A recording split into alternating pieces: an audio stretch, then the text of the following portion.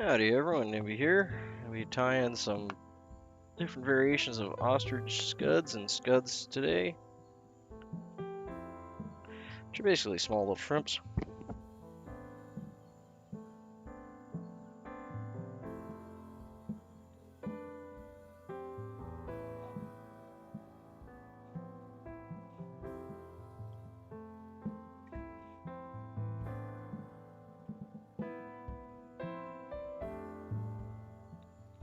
Now we're starting off with a, find my hooks here. Now it's a size 12. It's a rather small size 12. It's probably closer to a 14, but it is a size 12.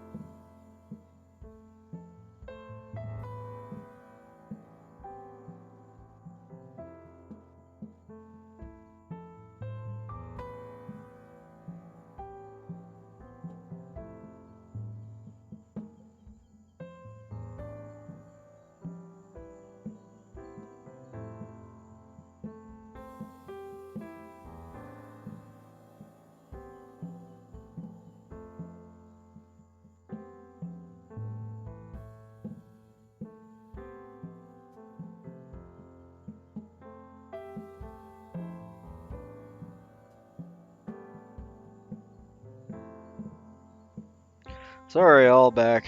Dog decided to have a bark fit at someone outside, so I just muted the mic. Okay, so we're just going to make a thread base all the way back here. We're using, it's a 6/0. Yep, 6/0, olive done, uni thread. We're going to bring it back to a little bit past just past the barb here, so we get that slight down curve. Normally we'd stop at the barb, but we want to go just a couple wraps back from it. There we go.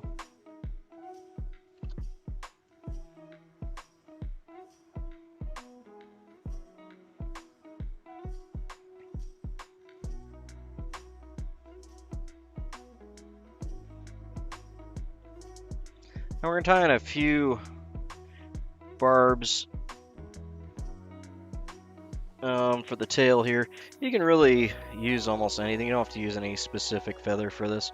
You can use some like old badger hackle you got kicking around. You can use like little ends that you have from other grizzly feathers. You generally want it to be a lighter color and have a kind of coarser or wispier barb, so they'll stand out. So like this is a little bit of we used on the first one, which was a little bit of turkey. I think for this one here, I'm going to use up a bit of this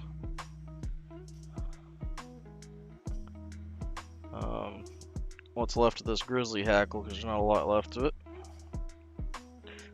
You can either use your leftover bits like this up, or you can grab a whole feather, depending how many of these you're tying together.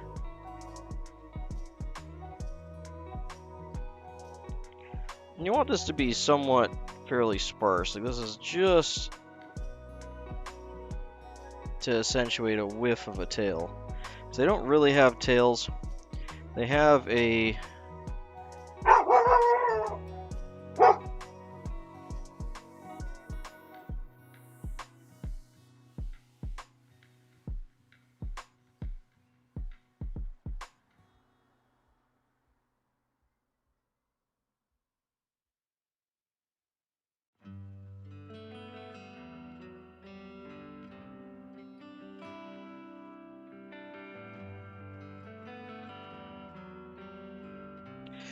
Sorry guys, my propane company showed up to fill my tank. I'm gonna have to put this on a quick break here and I'll be right back.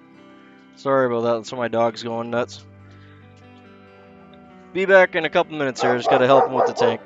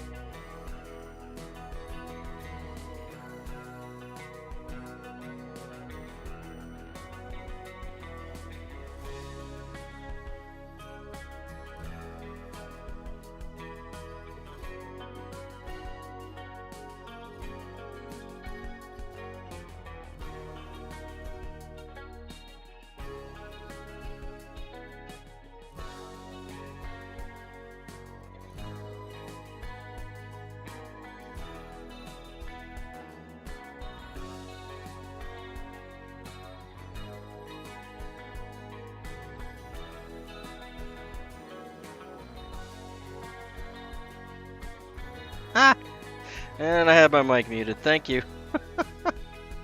Well, you missed all my apologies for all the earlier issues, and now I can get my apologies for the current issues. I'll get this sorted out. You know, I'm completely new at this whole live streaming thing.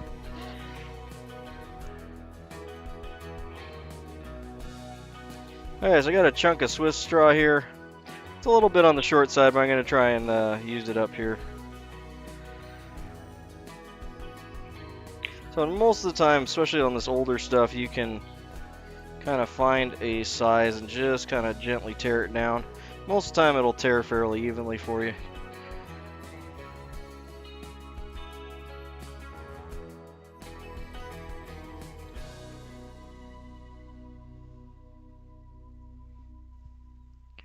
Alright, I'm just going to set up. Yep, exactly like that. Had the big old propane truck show up.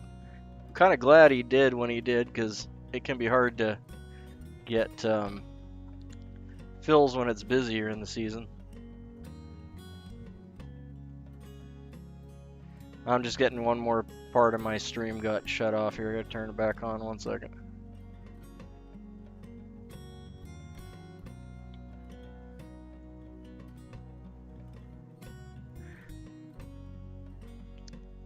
There we are. Okay, we're rocking and rolling now. That's okay. I won't let the rocky start discourage me.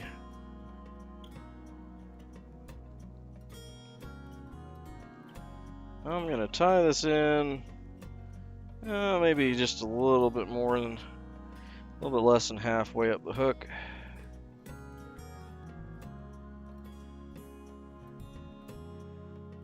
Try and keep it straight.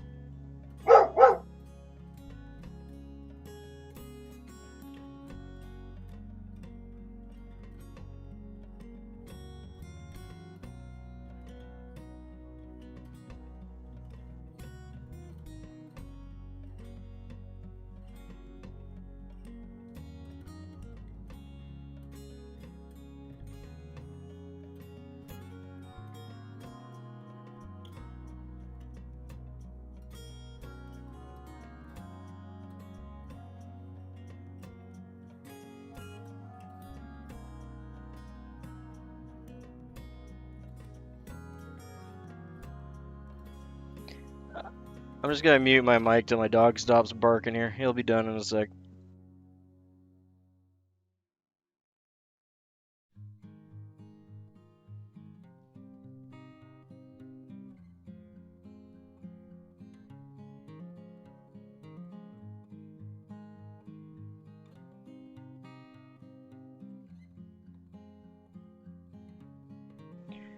He thinks he's being helpful, but he's really not.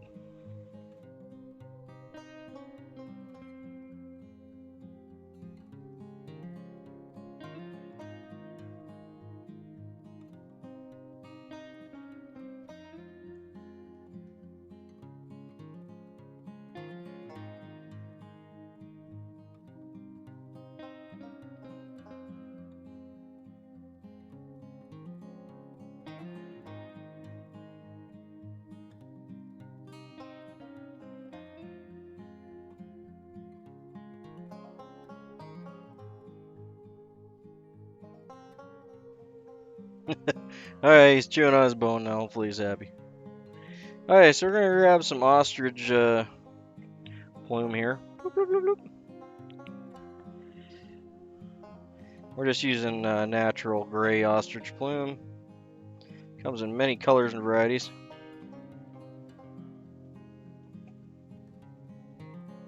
Just trying to find 4 good plumes together.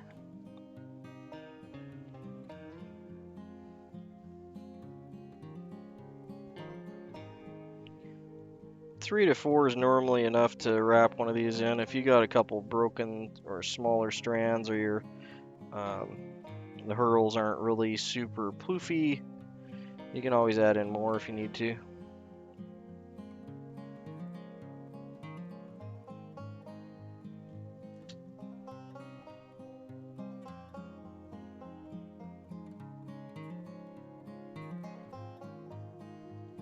Oh, I think I got more like 6. How many I got there? 1, 2, 3, 4, 5, 6. Okay.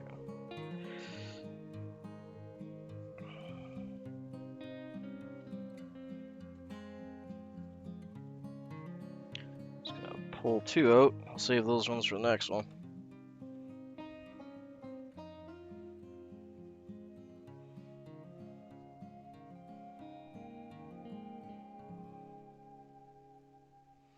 There we go. Alright, now we got them all lined up.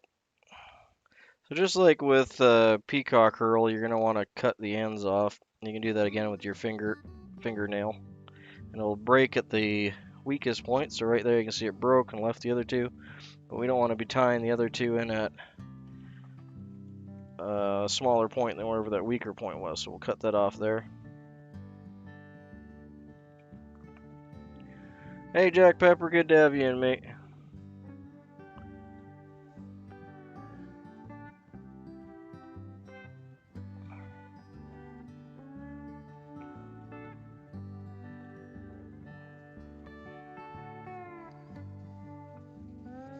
Hey, and one of the things I did, not really wrong, but didn't do my normal way is I like to tie these in. Why is that so dark? 1 second.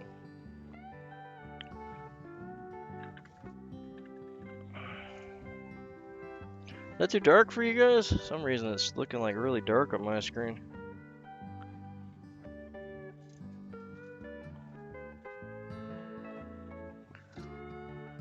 That's a little better. Just turn my filming light up. Okay. So we should have 3 or 4. We got 4 here? Yeah. Should have 4 fronds. You want to tie them in the point forward, so not the butt where it connects to the rachis. It has little white tips. You want to tie the tip in. Yeah, we didn't get any snow. We got some cold, but we didn't get any snow. I know in like the East Coast, apparently they got hammered there, so.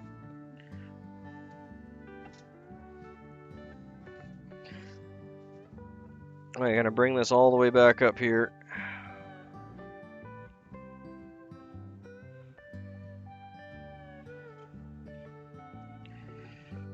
Now we did have a little bit of problem with these snapping on us last time, but I'm going with tying in the thinner end. That's really what was breaking on me before. I didn't cut those ends off like I should have. Now I'm gonna go with my light hackle pliers. I'm gonna grab it right at the base here.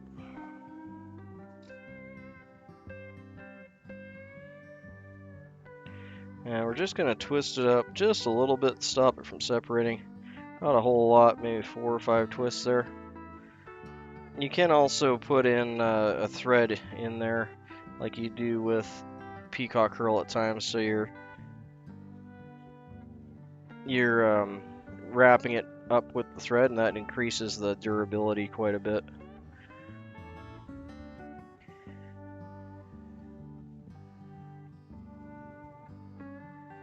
That's awesome. Anytime you don't have to do the driveway is a good day, right?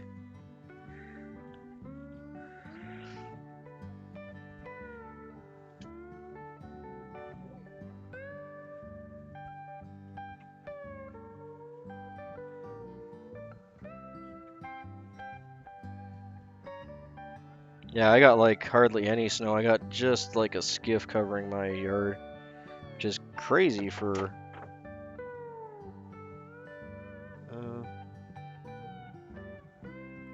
something fell down. I'm not sure what that was.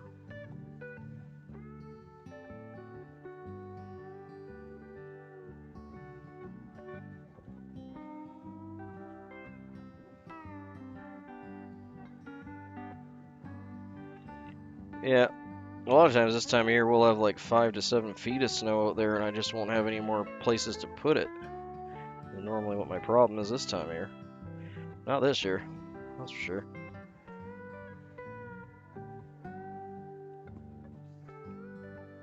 There, I got a nice fuzzy bug this time. That worked out much better than the first one. I'm going to create just a little bit of a thread collar here also against the bead. And snip this off.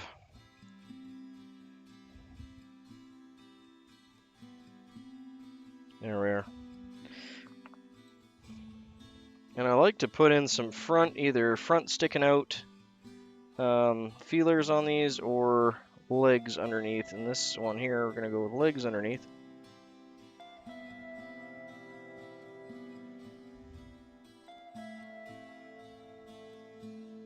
Let's get 2 wraps on that, hold it in. We're just going to be putting the legs up to the point there. I think for the legs, I'm going to use up what's left of these turkey quill. They're a little on the light side, actually. Maybe I'll finish up this grizzly hackle here. And I just want like just a little whiff like that. Maybe five or 6 fibers, that's it. Just to interrupt the water a little bit and give it a little bit of movement.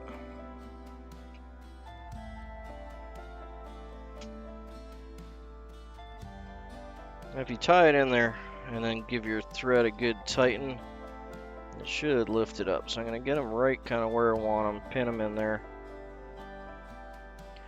Do basically a soft, oh, as I said that, my thread jumped. Do a soft wrap.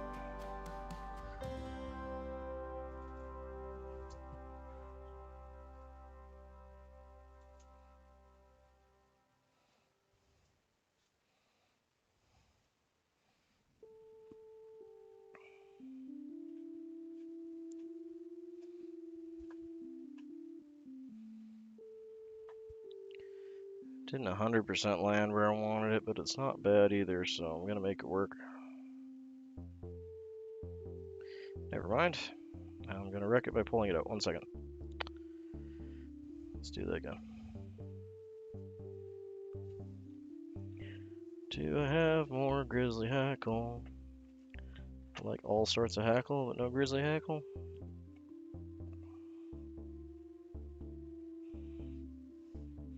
Alright, we're gonna go with this barred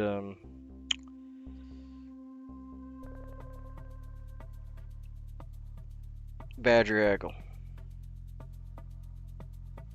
So again, don't need anything specific. We just want to have some legs up front. Biggest thing is you don't want them too wispy because they have to stand up on their own accord. But you don't want them too stiff either because you want them to be giving you a little bit of signs of life. But about like that much, 5, 6 strands will be, or fibers will be more than enough.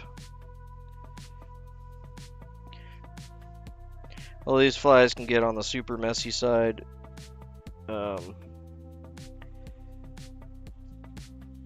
Erring on the side of not caution, but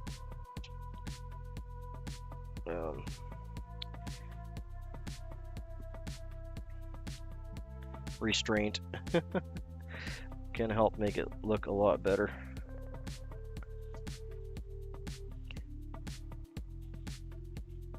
There, and if I give it a couple tight ones, it should stand up perfect. That's what we want to see right there.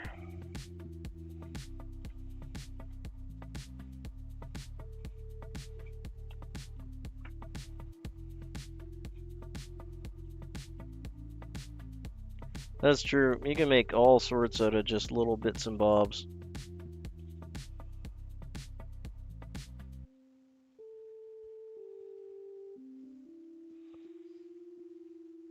I'm not too worried about tying that in any tighter than it is because it is gonna get more wraps once we get the top done.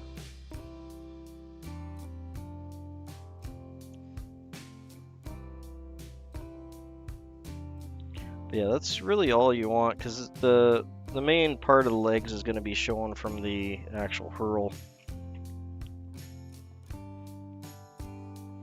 They do have some more substantial front feeler legs that'll be sticking out. They use to grab food and move around with.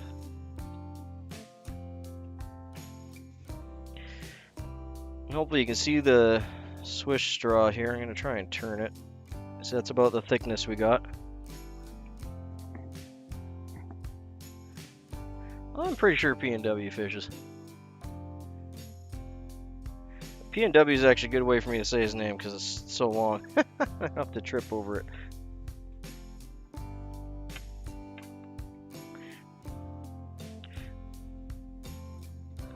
I'm gonna just kind of roll this bottom out a little bit. It's a little wider on the bottom side here. Bodkin works great for this. Just be careful not to rip it.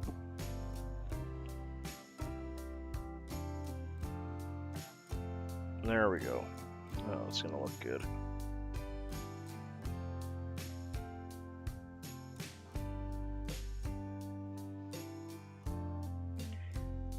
Okay, so now we're going to take our copper wire. This is what's going to rib the fly and also hold our wing case or our shell case down. So we're going to hold our shell case down and get the copper going.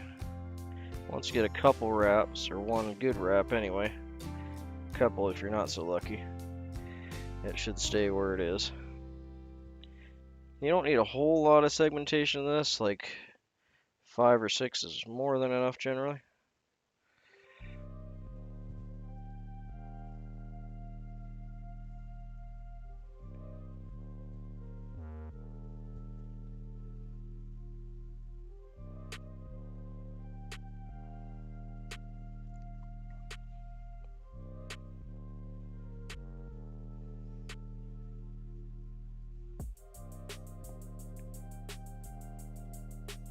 Hey, thank you, P&W. He's been in here a couple times, I'm pretty sure. Appreciate it all the same, Bill.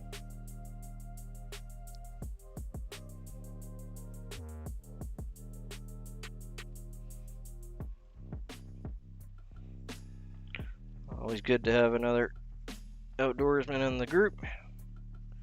Whether or not you're tying or not, don't matter.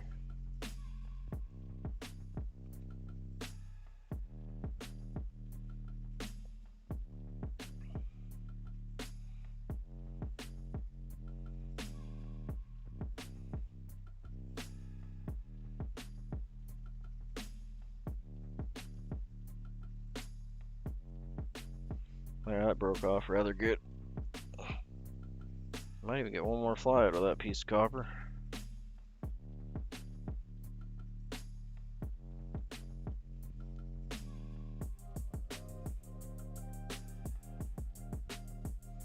There you go. Well, it's a very enjoyable to-do list, I'll give you that.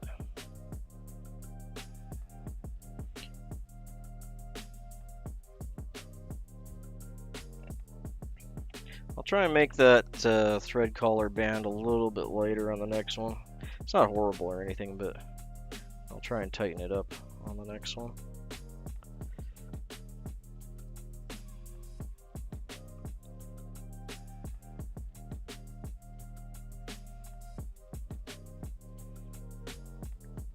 Hey, jigs is a good place to start.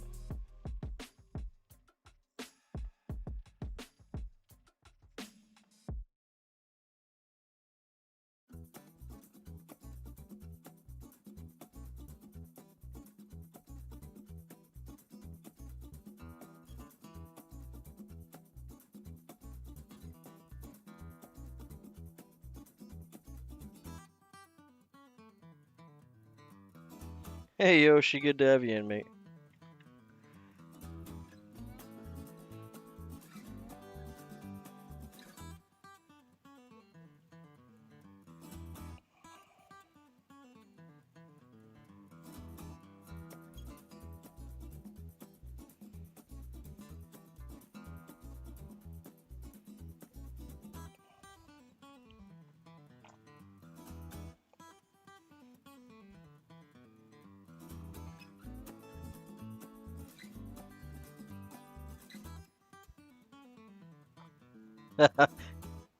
Yes, there is a reason I half hitch like that. We went over it in lengthy detail in a stream about a week ago. Because I think it was Tyler asked me. But yeah, we went into it in. Sorry? No, that was the thread.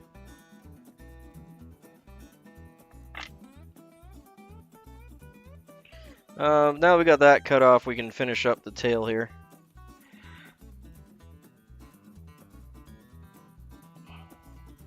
So what we want to do is just pull it up, just so we're not getting any. You can see the tail there. We just don't want to trap any of the tail fibers in. But what we want to do is cut down towards it, so we're cutting it on an angle. Again, try not to cut tail fiber. There you go. You just want to leave like a little cap like that, because they have a little protrusion out there, and this is where that's their kind of like little swim jet. So that gives you the little tail bit, which really is just more there because they don't really have a tail. They have like a, I can't remember the scientific term for it at the moment, but they can jet water out and help to them to escape things, similar to a dragonfly nymph. But you just want to leave like a little tuft of that overshell back there like that.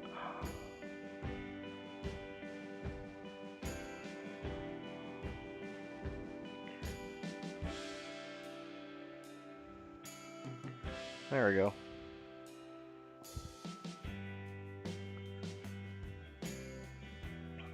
I'll do up a couple more of these. I'm kind of get a little rusty on them, so we'll get a couple, like half dozen of these together, and then I'll have my pattern down. Definitely need a little bit more work to polish that up. Still happy with those. Segmentations look good. My over cap slipped a little bit on this side. I didn't notice. My side looks good though. Always, right?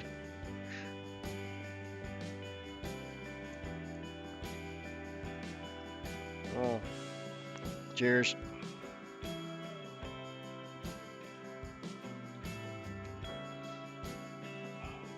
Oh yeah, let's throw a little head cement on that, and then we'll do our spin and spiel.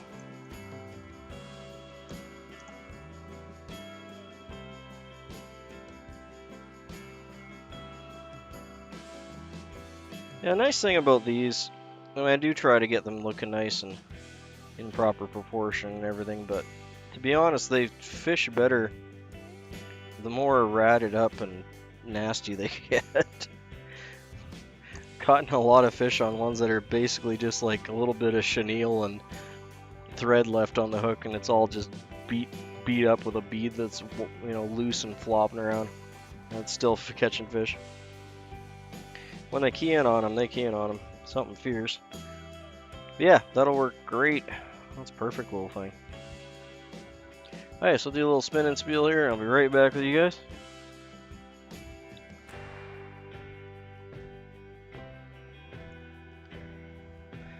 On the vise today we have a size 12 Ostrich Scud. This is tied in with a little bit of grizzly hackle for tail, a little bit of grizzly hackle for some legs sticking out the front, and a ostrich body, hence the name Ostrich Scud.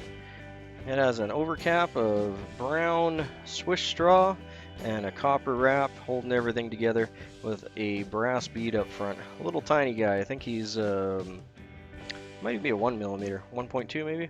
He's tiny though. Either way, excellent little pattern. These are really popular, and they catch a lot of fish in the late season, late fall. The trout will switch over from big scuds to little scuds. They like these little dark ones. It works great.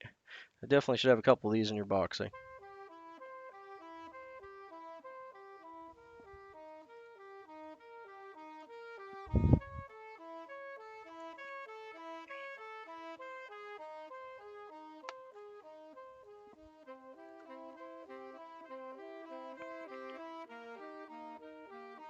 Yeah, I ran out of. Well, I didn't run out of corks. I just haven't grabbed any more. So we're gonna be filling up a little box.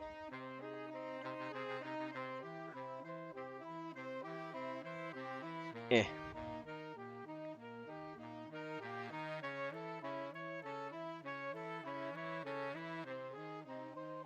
Oh, we got 2 so far.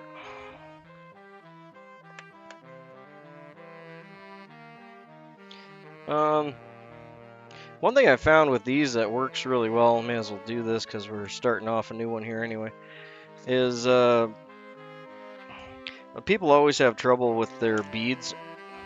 And one nice thing is, generally speaking, your bodkin is going to be the width of at least, even small beads. You got to get it around the hook and the barb, likely, if you have a barbed hook. But you can use your bodkin, and even small beads, you can grab them out pretty easily with bodkin.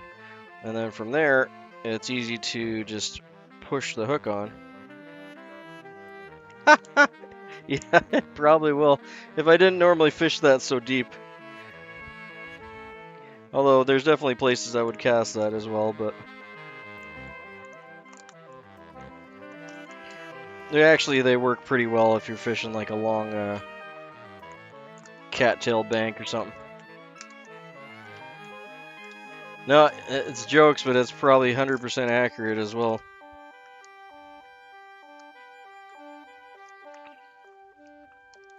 Okay, so we're going to be doing up a bunch of these tonight. I'm going to be doing a long stream today, so you guys are welcome to join me, pop in and out as we go. But anywho, so some of these beads from that pack will slide all the way down. Thank you, appreciate that. Hey Maddie, good to have you in, mate. So a lot of my beads will fall all the way down my bodkin, but if they get stuck there, that's fine too. But an easy way to get them on your hook without skewering yourself is to bring it up. Hopefully you can see, I'm pushing it up so there's a space there now. You can see it moves on the bodkin. Just get it up closer to the tip, and that'll leave you enough room that you can get your hook point in there. And then just slide it up onto your hook.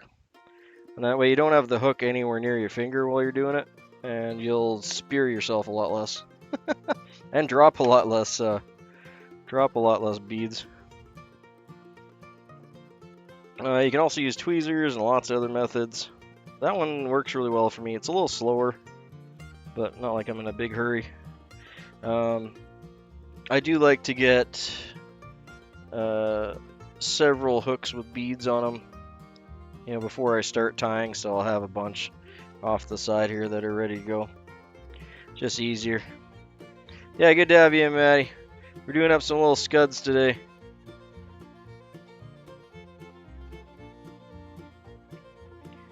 It's an early season pattern, but it's also a late season pattern and an all-time pattern because they're always in the water column. So I'm just going to put a little thread bump there, just enough to hold the bead in place. The bead's still moving around, but just want to kind of bury that bead in there. And then a thread base all the way back. And we're going to stop just before, or just, sorry, not before, just after the barb. Normally I stop before the barb or at the barb. In this case, we want to go just a bit over so our tail actually goes down a bit. And a few more wraps up just to block that in.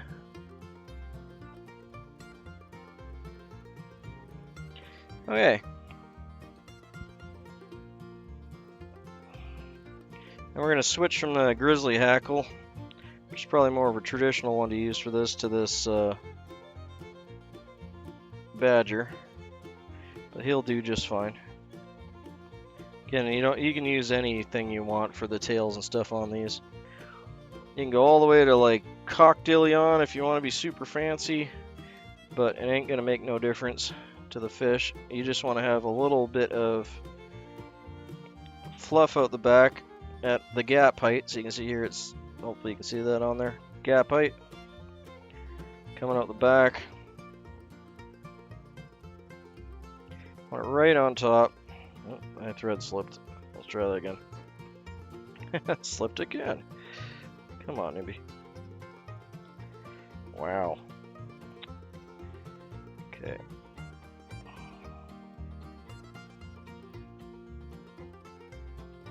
I think I recovered. Let's see here.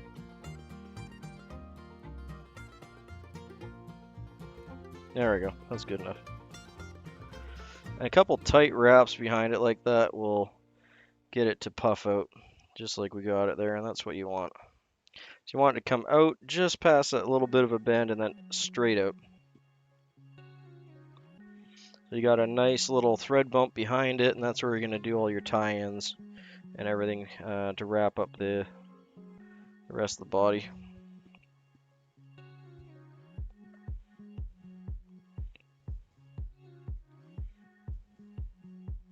Scuds are kind of fun patterns because there's almost no end of variations on these.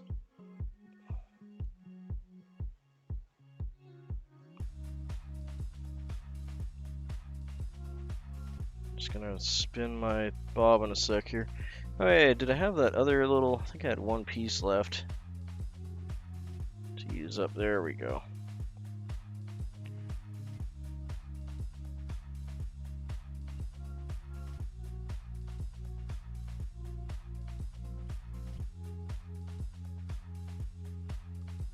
Now you can either open it up like this and split it again,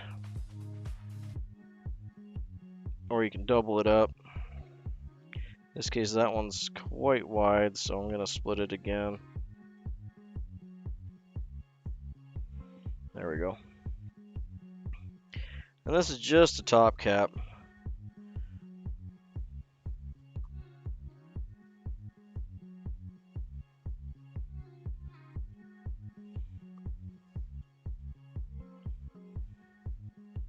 This is the synthetic stuff, but it's also quite old and, as you can see, quite thin.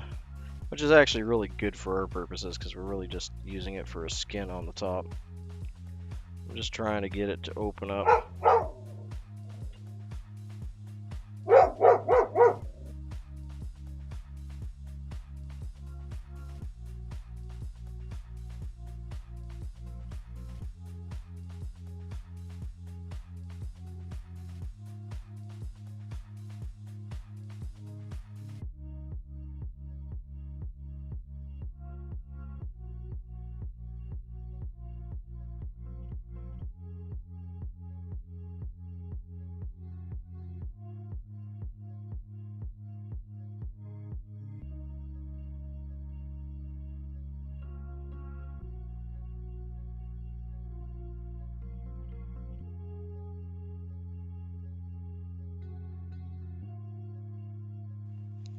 There, my doggo's done barking at nothing. He saved the day. At least he thinks he did.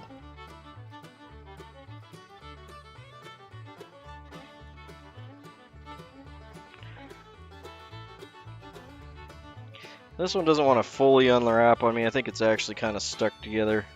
Could be from sitting in the package for so long, or many reasons, but it's not going to matter at all for our pattern. So you can see here that there's a little bit of fold over on the bottom side. I don't think it's going to give us any problems at all. But if it looks a little weird, that'd be why. We just want to make sure we're tying that in kind of central, so when we flip it over, it'll be good. I think we got her. Alright, good deal. Okay, bring in our thread back.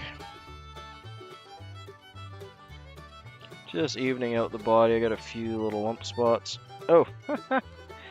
Actually, we'll start right here and we'll tie in that copper wire that I put down and can't see. There it is.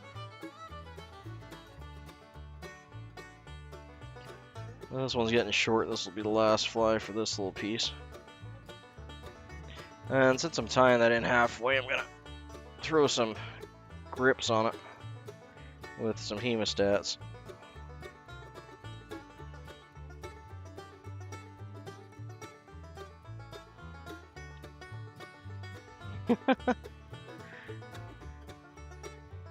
Hey, K-Fish.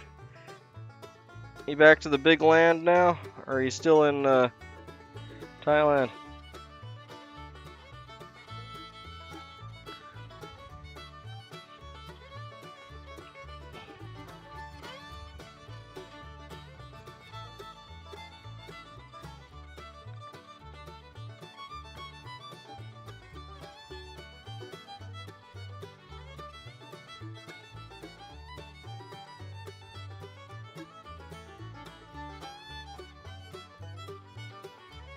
There's so many people there, it's crazy.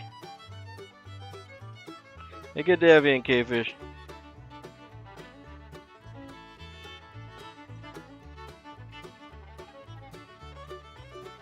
Alright, so same thing. Grab another 4 out of this guy.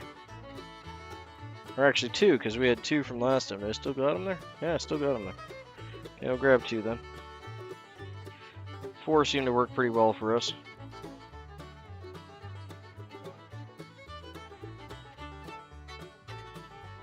Boop!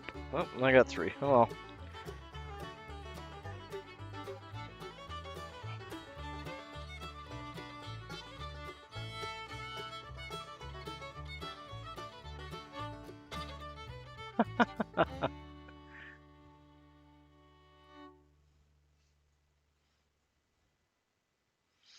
Hey, the Grease, good to have you in, mate.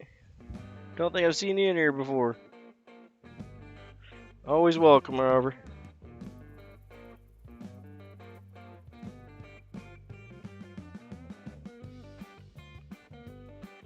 We do live daily fly tying here.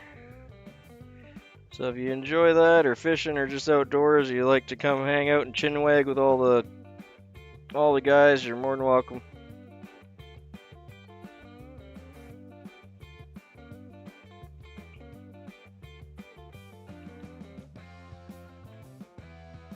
Yeah, so I got 4 strands here, they're ready to go.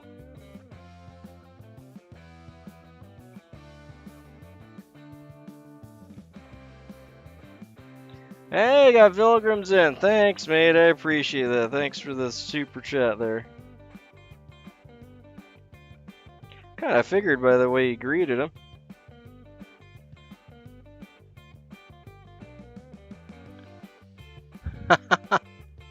Yeah, all my kids were just talking about Robux this morning. I got him a Robux card the other day. Cool. Good to have you in, mate. You're in the right spot. As I continually miss my mark.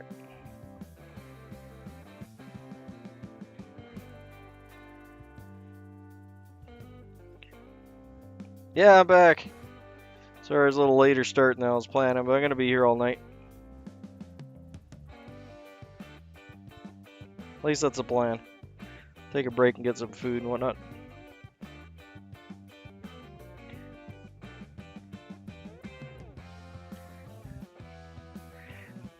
Well, Pilgrims, you have fun with Faith, or tell her I say hi, eh?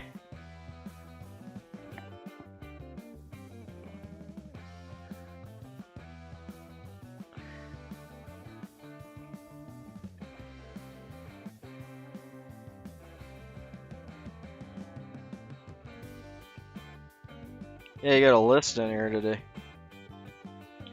Okay, so I'm gonna wrap that up. I'll do the front legs after. Yeah, you back now, K-Fish?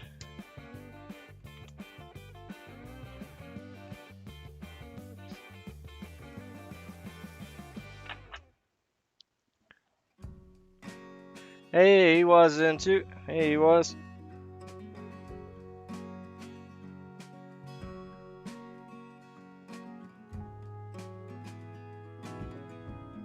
Thanks, Philip. Dude, you're awesome. I appreciate that. I know you work hard for your bones.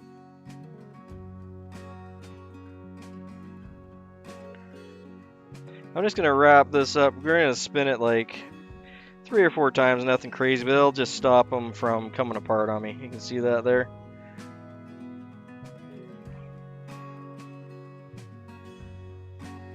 Cool.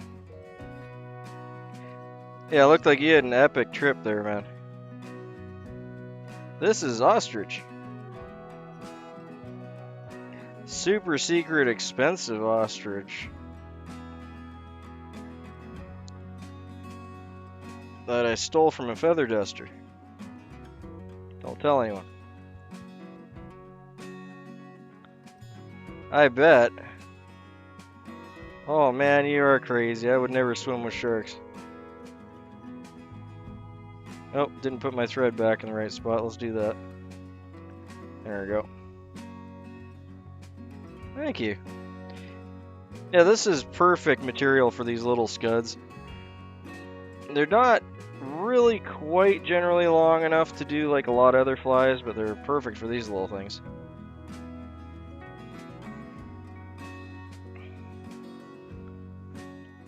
I probably should be using the rotary on this, but it is what it is.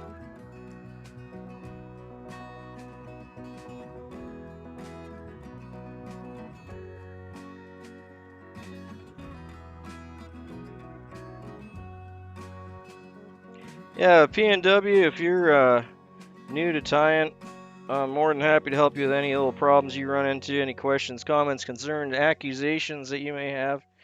Throw them my way. I'm more than happy to jump in midstream and help with questions and stuff, or if you have any questions on the current fly we're tying.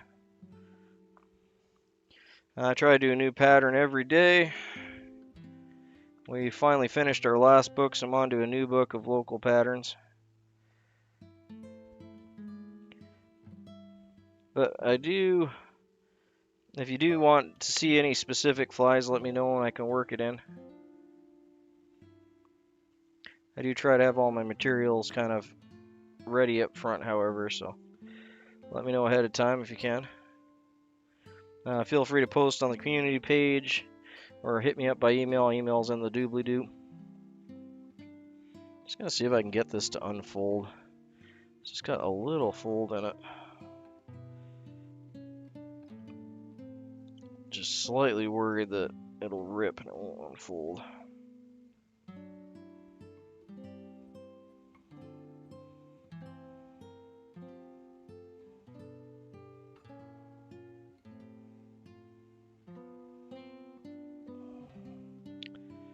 Yeah, I feel like it's gonna rip more than it's gonna unfold.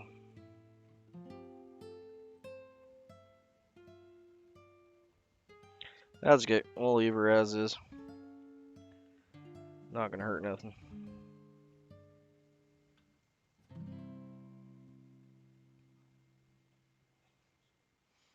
Yeah, that's an honest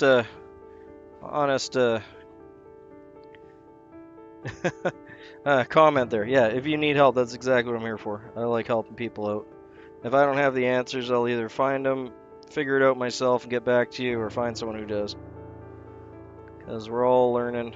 This is one of those hobbies that you can spend your whole lifetime at, and you've never come across everything, and that's one of the things I love about it.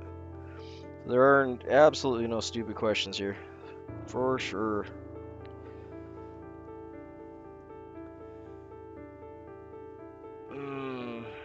I really wish I could get that. I'm not sure if you guys can see that. There's just a very slight fold on the bottom there. I don't think it's going to make any difference to it, but you know, OCD and whatnot.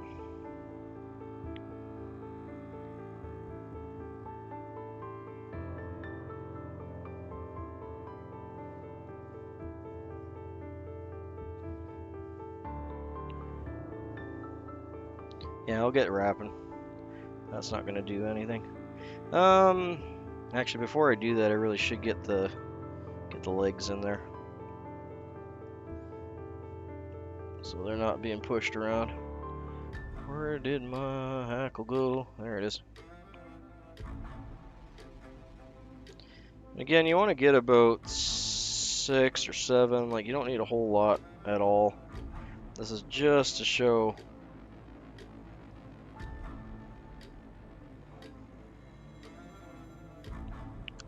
Yeah, I don't have a problem with posting pictures from books in there. I do it on the regular.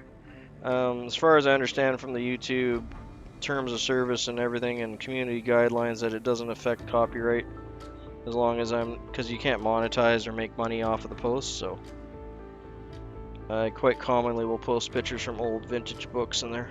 But thanks for asking, though. I do appreciate that. It'd be different if I was selling like photocopies of it or something. Yep, you sure can. Yeah, if you have a book that you're not getting like a pattern or a technique or something, or just a book you think is cool, yep.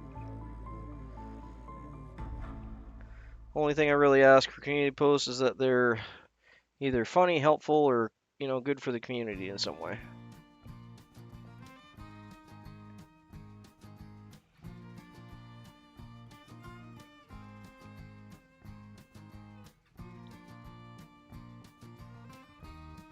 And definitely post pictures of your own flies.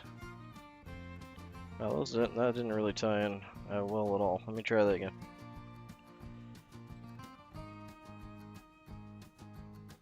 I'm gonna go with, I'll do this little bit of turkey I have kicking around here. Tie that in.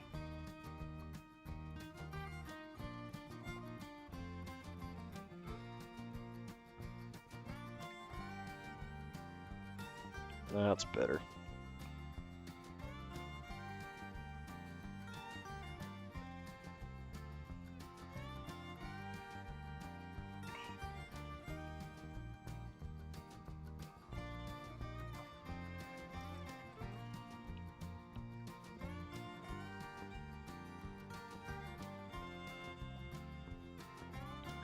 Actually, in hindsight, I just realized I mucked that up.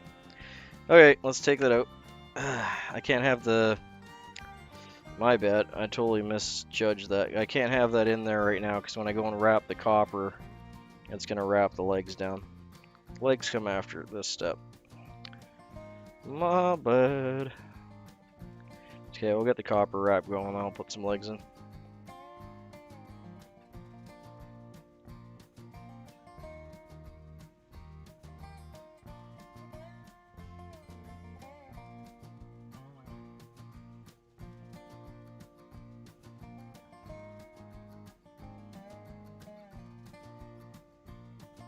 Just want to tent it over the whole body like that. And generally, if you get it in the right position that you want it, the first wrap of copper will hold it for you. You shouldn't really need to adjust it after that, as long as you keep your tension on it.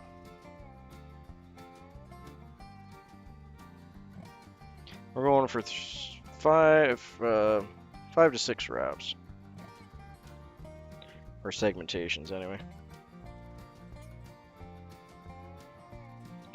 That's super important because fish can count and they will just completely ignore it if you have 1 or 2 less too many wraps.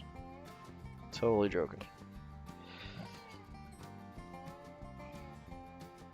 Oh, there's probably people who would argue different.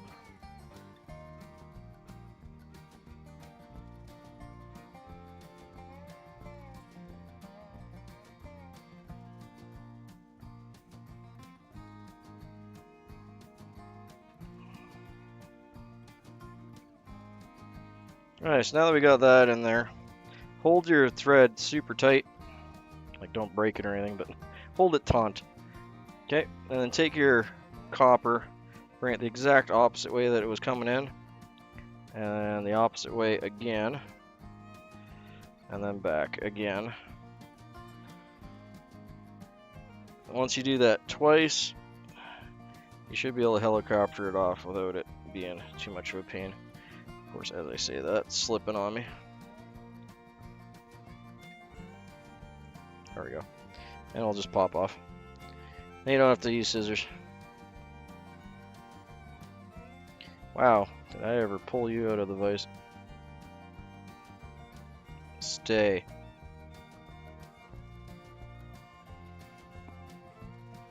Yeah, have a great night, you was.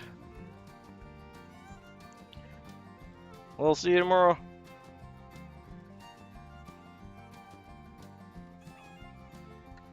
Alright, I'm just going to finish this off here.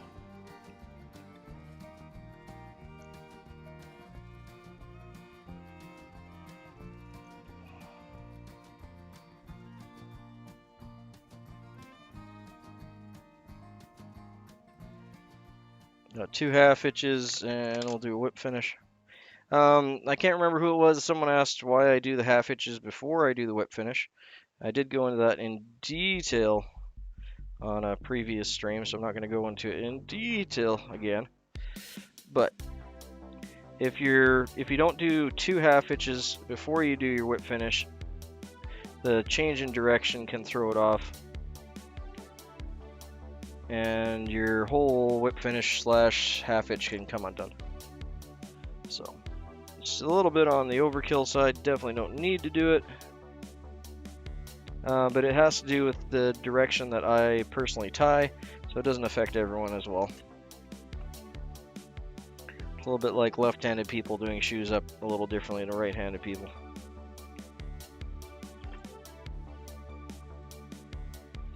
Okay, so we got that done. Cut that off. Okay, so same thing again with this. We're going to lift this up. Try and get all the tail bits out of there. So I'm not cutting any tail off. There we go, that looks good. Okay, I'm going to come back here. Cut down towards the tail without cutting the tail off. There we go. We just want that little fleck poking out the back. And that'll imitate the little shell bit that they have in the back like that, and it'll also displace the water. There we go. That's perfect. Just like that. Yeah, maybe it's a hair too big. 1 second.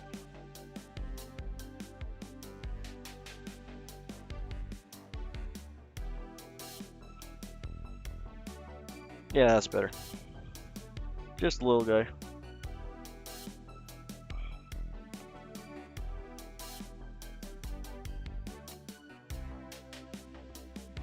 Yeah, I'll throw a little head cement on that.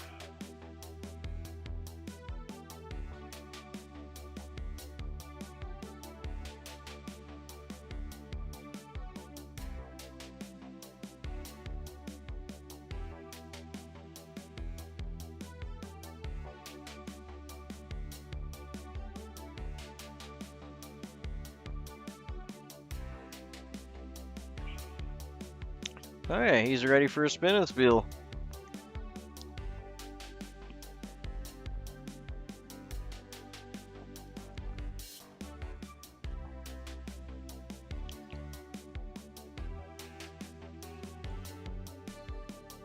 And in the vise we have a Ostrich Scud. This is tied on a size 12 hook. It is, it has a, wow. Okay, I'm just going to start that over.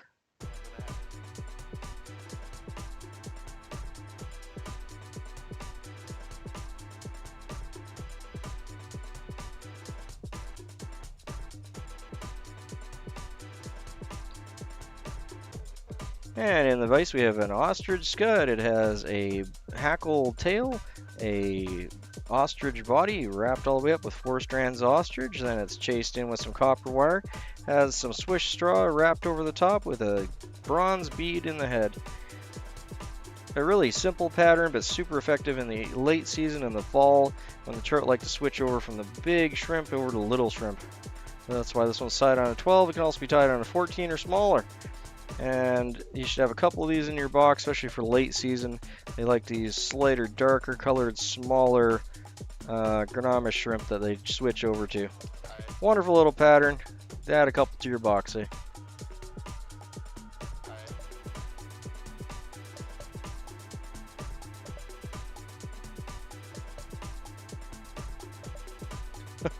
There we go. Kind of tripped over my tongue there. Blah, blah, blah, blah, blah. Hey, so he's number 3. We'll add him to the box.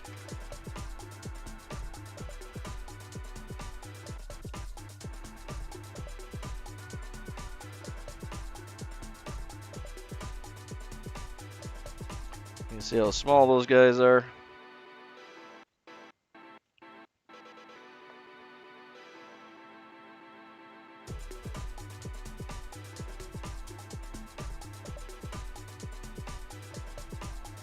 I'll grab another hook out of the thing here.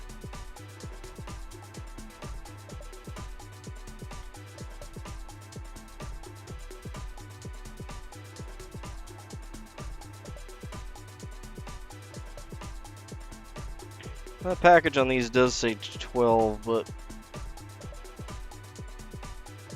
they're definitely sized more like a 14. They're pretty tiny.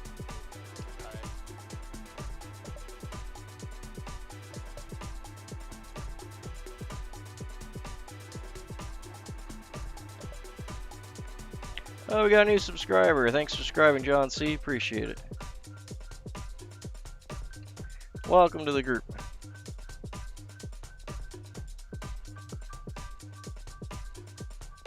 Okay, so we're gonna get our thread started again. Today we're using 6/0 olive done uni thread, 200 meters, 200 meters, 200 yards.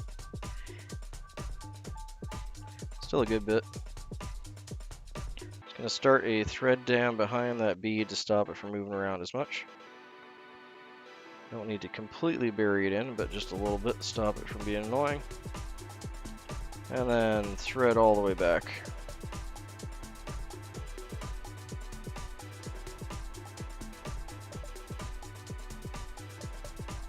I want to stop just past the barb. A few more wraps there. That's perfect right there. I'll go 2 wraps back just to lock it in.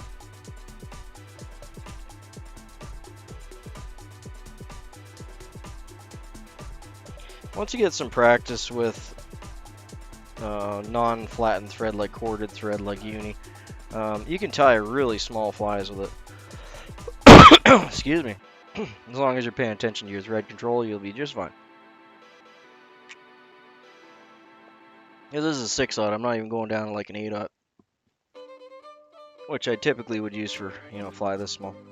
But being that it's a bit of a bushy, buggy fly, I can definitely get away with the 6/0.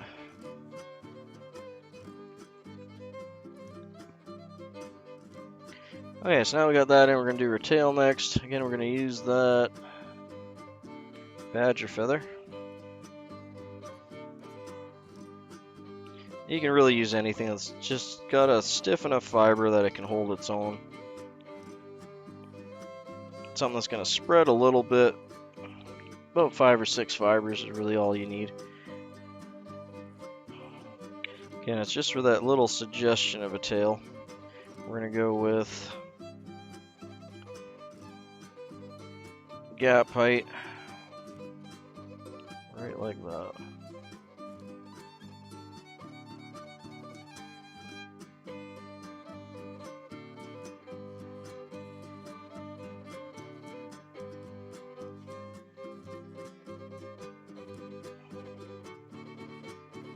And if your last couple wraps are tight enough, it should puff up nicely. Just what we want, just to separate it, just like that. Beauty, that'll work just fine. You can see it there, hopefully.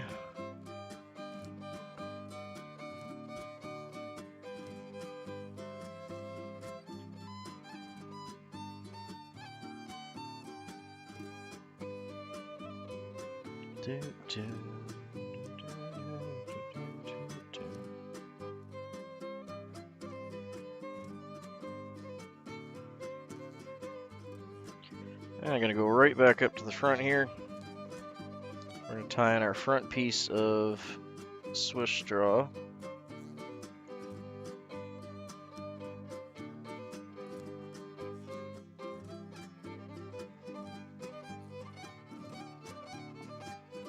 About a thumb length, normally fine.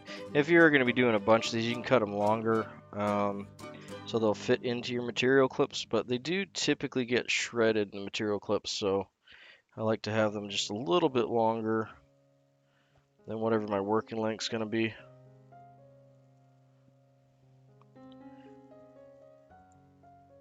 If you want a little bit more durability too, you can double these up.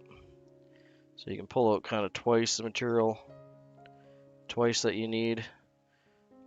Like what I pulled off there, and then fold it in half and then tie it in. You'll get a little bit darker coloration that way too. So if the coloration of the Swiss straw you have is a little too light, you can go that route. You can also use the natural proper Swiss straw, which is what this is. This is a natural tan color, but I do have some in gray and black and wine and green and all sorts of different colors. I like tying with the natural stuff. It just doesn't hold. I shouldn't say it doesn't hold up. It's incredibly strong for a natural material. A lot of ways it's actually stronger than the synthetic.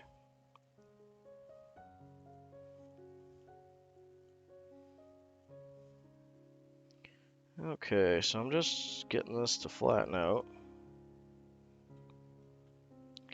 And it's okay if you have a little bit of ribbing on either side like this where it's curled in.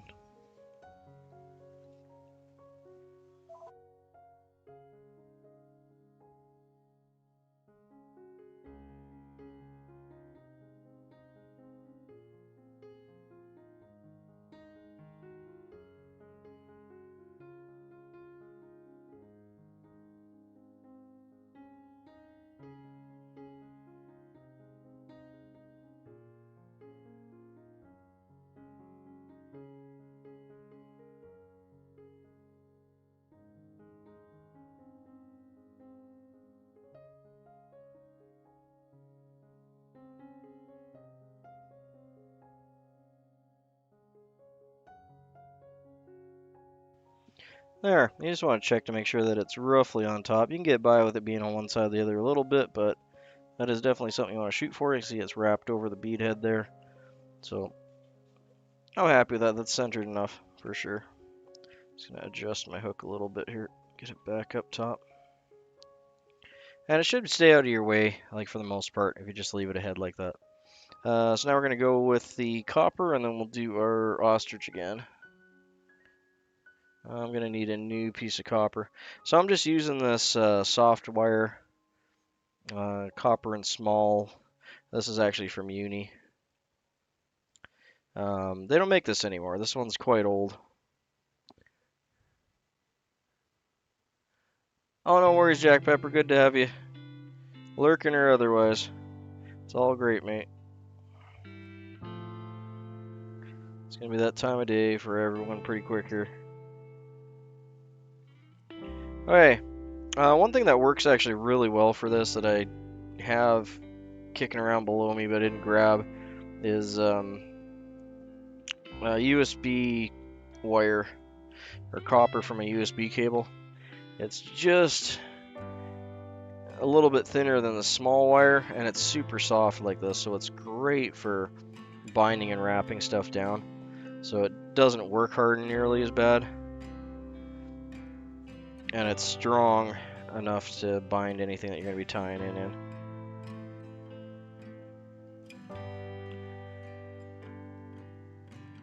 Okay, so just going to get this wrapped all the way back. Smoothing that. Oop, don't cut your thread, Nimby. Come on now. It's smoothing all the way back. Whew. Alright. Get that up in the material clip. But yeah, if you got some old USB cables kicking around, don't toss them. Cut them open. You got 4 cables inside.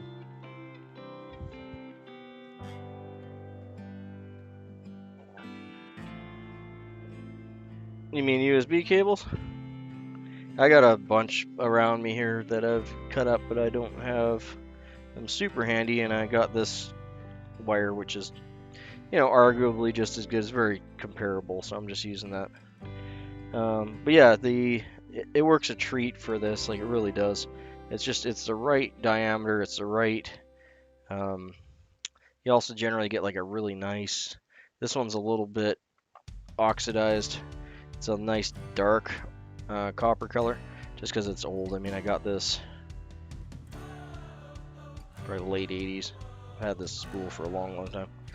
I actually lost it in one of my kits and then found it recently, so it's like, woohoo! Because you can't buy it anymore, at least that I've ever seen. You can't buy that one. You can buy other copper wire. There's gobs of copper wire companies. Sorry, I lost my train of thought. Yeah, so we got the copper tied in next. Now we're going to go back and grab our ostrich plume. And if you guys need ostrich plume, you can buy it at the fly shop. Or you can go and buy yourself a feather duster like this for like $2 that has hundreds of these. Well, maybe not hundreds, but it's probably got a good 50 or 60 of them in there. Yep, just buy a box standard feather duster. They're not all going to be very nice. You're going to get some in there that are junk, but for the price, there's a lot of really good ones on there. Some of them that are better than what I get in the shop. Difference between that and the ones you get in the shop, these ones are typically smaller. But if you're doing like the breathing lines along like Brian does, or a lot of other tires do, along their nymphs or along the grub worms, these are perfect for that. They're the right size. Price is right.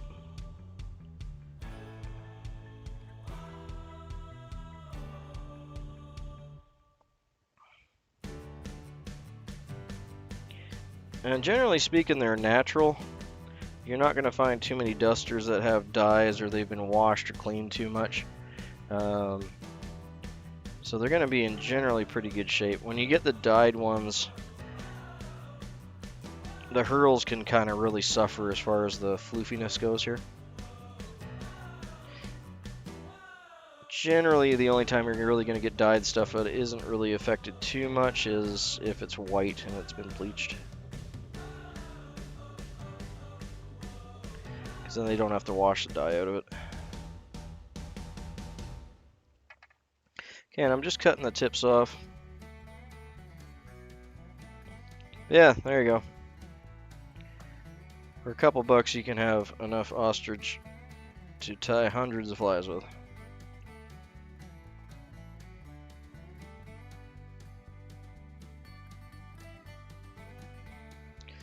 I absolutely love finding new ways to get fly tie material. Makes my heart sing. Alright.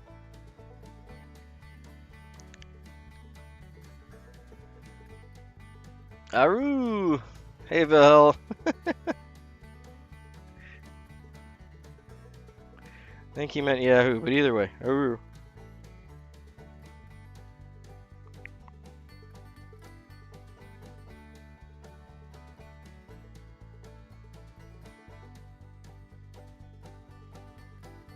Okay, so once we got all four of them in together, you just want to do just a couple turns, and this will stop them from separating. Same with peacock curl, you can do the same thing. The other thing you can do, if twisting them up just isn't working for you, generally it works fine for me, but if it's fighting you, you want to twist that clockwise, so as you're twisting it'll tighten up. If you do have problems with it though, you can also tie in just an extra piece of thread. Doesn't really matter the color because it's not going to show up. But just tie in a piece of thread from your bobbin or just any extra thread you got kicking around. And wrap, when you do the spin, you'll spin up that piece of thread into those ostrich hurl, and it'll add a lot of durability and also stop them from separating on you as you're wrapping them. But as you can see, the whole wrapping or spinning method generally works pretty well. But you can see it's getting even more corded, so I do have to be careful because if I over wrap it, it'll become brittle and snap, just like if you're twisting up a rope. So every time I wrap this around the hook shank, it's going to incorporate an extra spin into the ostrich hurl, so I have to counter for that. I normally do that without explaining, but in this case we're going step by step.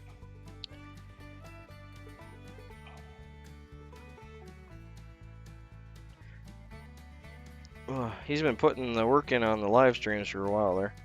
I missed most of them, but I did see him. Fortunately, I was working.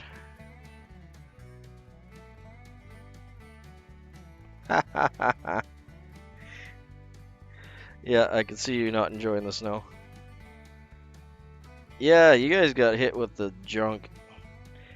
We've been like weird. We just like, I don't know.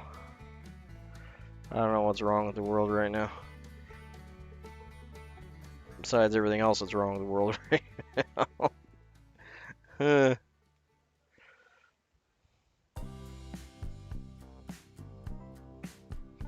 Alright, got that tied in. So yeah, we just want that like fluffy little body there. Eh.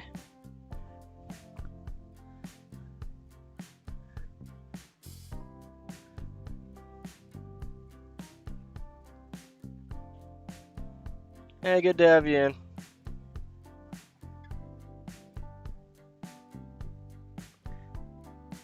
You okay if I call you Parrot, mate?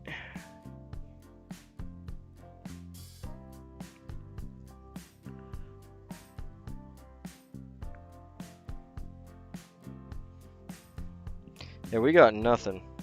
We haven't had snow in, oh, it's been a while. Thankfully, we had the cold snap there, so some of our lakes are fishable now.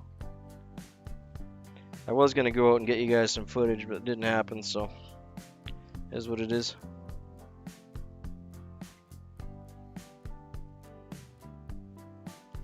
I decided to get all my grocery shopping done for the week instead.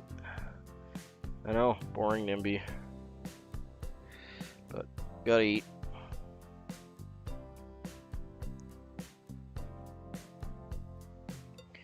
Let's see if I got that too far on that side. Just a hair. Let's lift that up. Oh, that's high.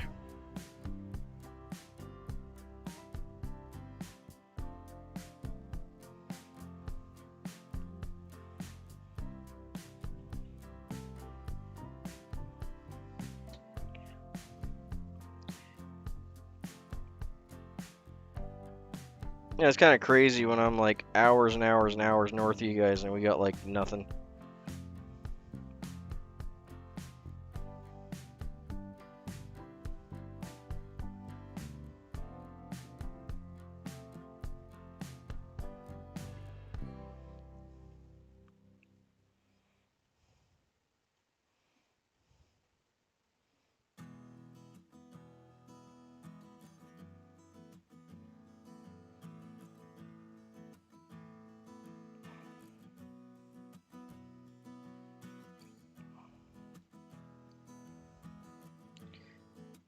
Okay, so I'm gonna hold my line, or my line. Hold it the other way, go back and forth, with some tension on it.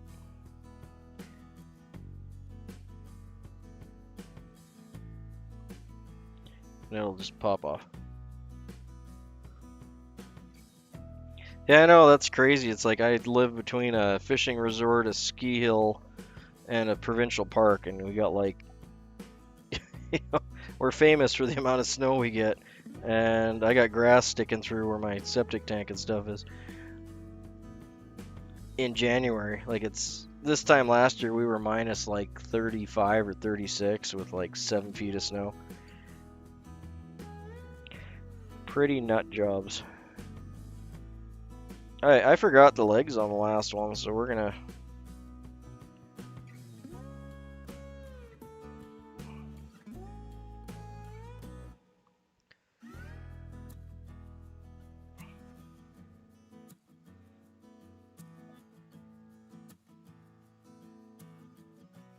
Well, that's a good way to get like a lot more going, that's true.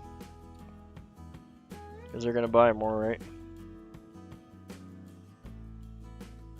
Well, in theory. But yeah, if you can find local, especially local stores that'll just give you some shelf space to put it on. Or like if you can find like a, say, a cabinet maker or a company that makes like cabinets and you can make door pulls for them or something that you can make mass produced amount of stuff. That would be pretty sweet.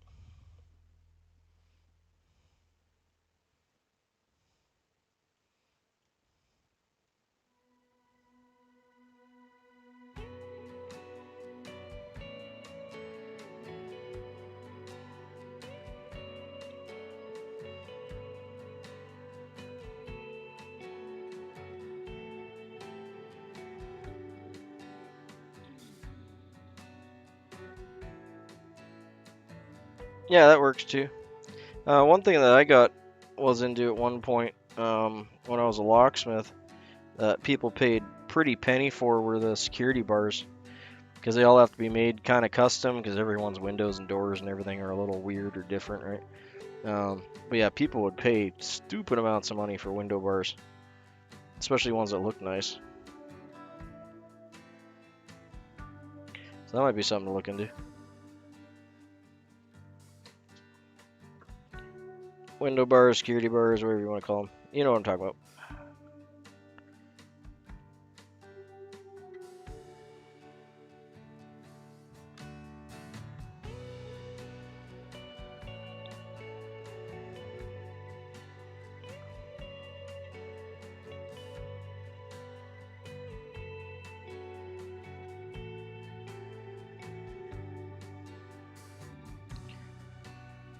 Yeah, if you don't want ugly black bars, then you can make something pretty looking, and people will pay all the extra for that extra bit of customization, you know?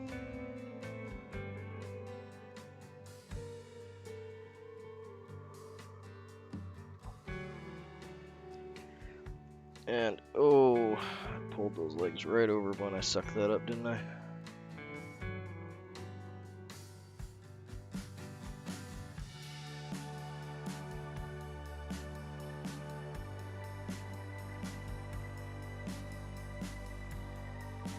Oh, it's done now. Oops. I got a little too close to the legs.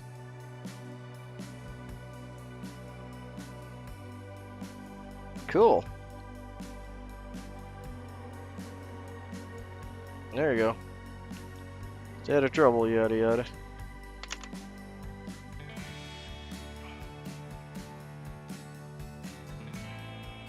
Yeah, we used to, people used to pay like stupid good money for security bars. For what they were, anyway. I mean, like, they're just steel, right? And if you want to get into the actual, like, high-tempered, proper security bars that you can't cut through easy, man, people pay a lot of money for that. Well, that's cool. I like local stuff.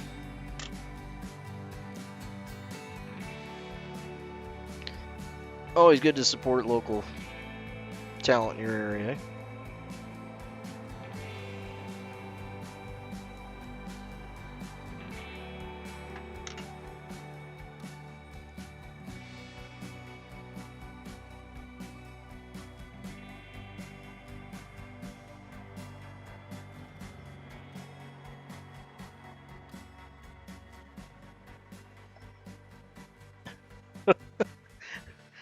My dog finally fell asleep and he's snoring, but he's whistling.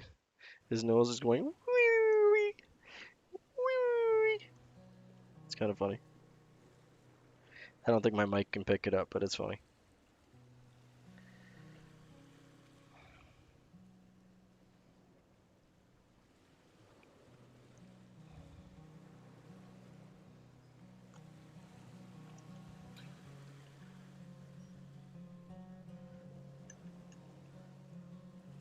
Yeah, like I'd recommend going and finding like a locksmith because they're generally the ones that would install things like security bars, or at least they'd be in the process of someone. Because a lot of times you'll have someone that has a break-in, and this is the point in time when they're, well, for lack of a better way to say it, a little more susceptible to spending money on solving their problem because they just had someone break in.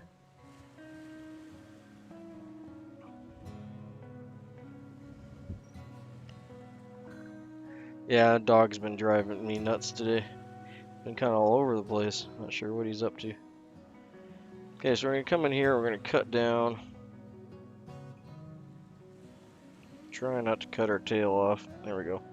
We just want that little puff out the back. Just like that on an angle. That's perfect.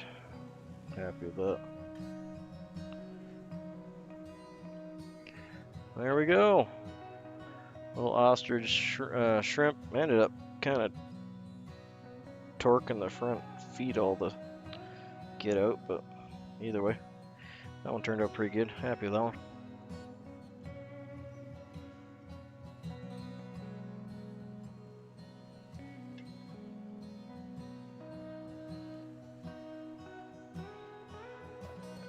Yeah, I'll do my little spin and spiel there.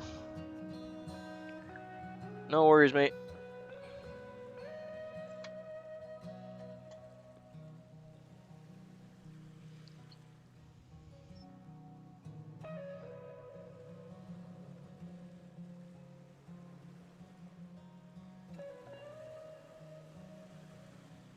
So in the vise today we have a Ostrich Scud. This is tied on a size 12 hook.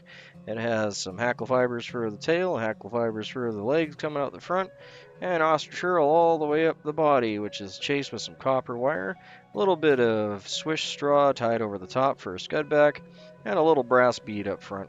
This is a wonderful little pattern. It's very handy in the late fall when the trout typically they stop feeding on the bigger shrimp and the bigger scuds and they move to these little small guys. So size 12, size 14s are smaller, and you'll start nailing them when they're just giving up on all the big stuff. Not sure why they switch over to that, but they do. So always have a couple of these in your box. Add a couple. Have yourself a good time, eh? Thanks kindly.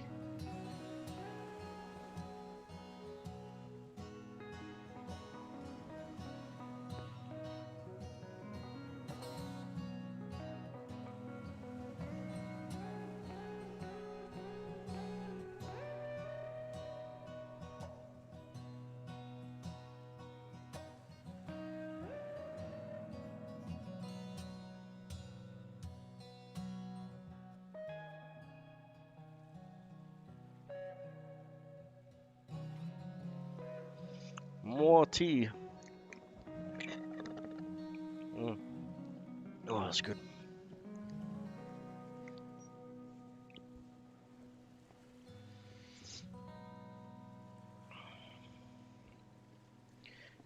Okay. I think I put varnish on that, didn't I? Yeah, sure looks like I did. Okay. Add it to the box. Up to 4 now. These are just little guys. Just wee little things.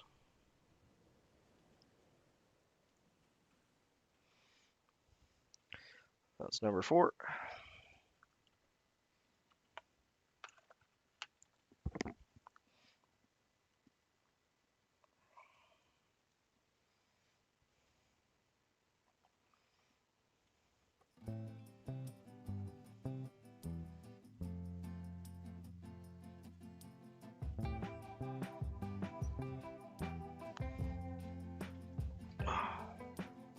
Alright, there we go.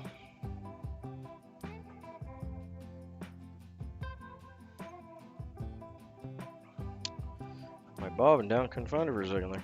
Alright, so we're using green uni thread size 6 or 6/0.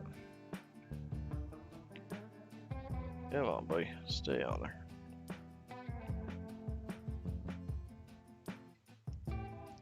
Just gonna throw a little thread down behind that, just to stop it from bouncing around on us.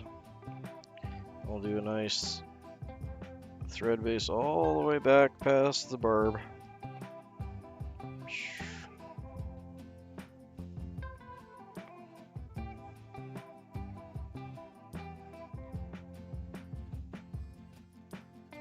Right there's good.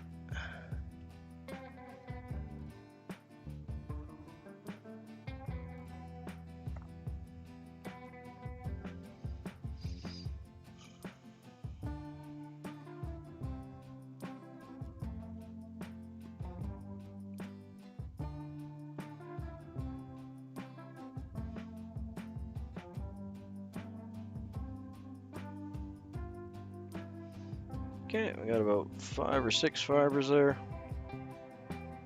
Yeah, give or take. Pop that off.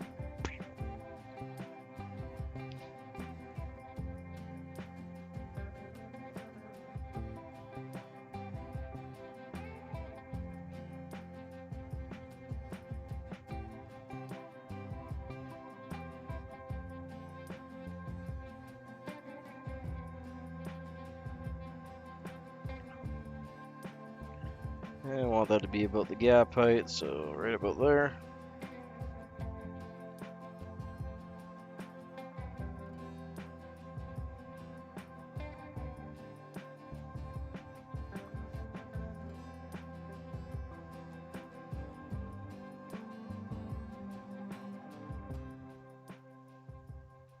Oh, that's a nice spread. I'm happy with that one.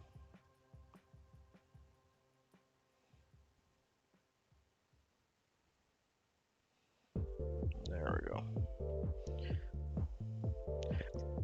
That's the benefit of using like a little bit of some kind of hackles. You typically will get a little bit more oomph out of your tail. It's got a little structure to it.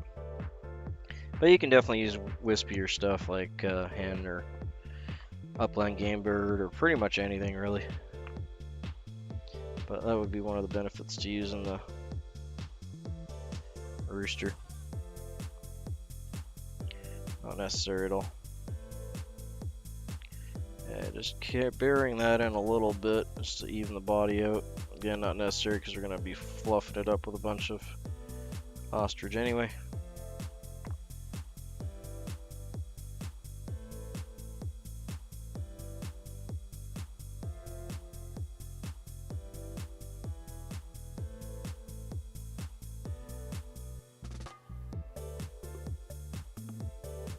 Okay, I'll get our front tied in. Let's see what I got left of this piece here. I gotta get 2 more, maybe 3 out of that.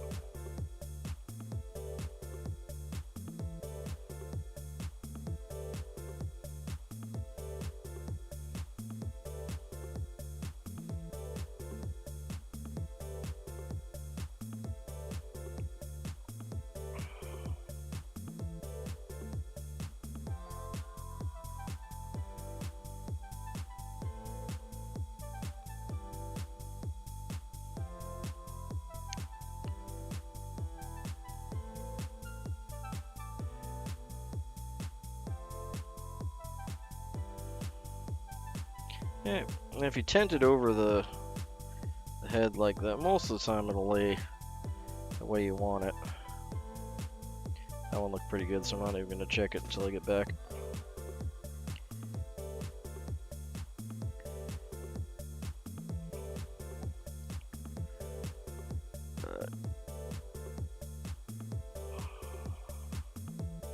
Yeah, that one laid pretty good.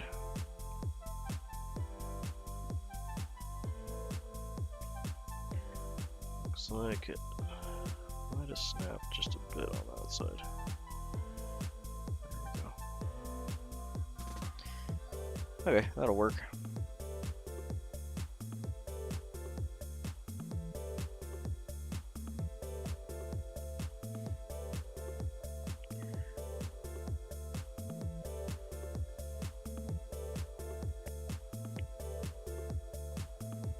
Hey Tyler. Sorry I had my audio off for a second there. PNW's back. Sorry guys, I missed some of your chats. Sorry, I'm just gonna catch up quick.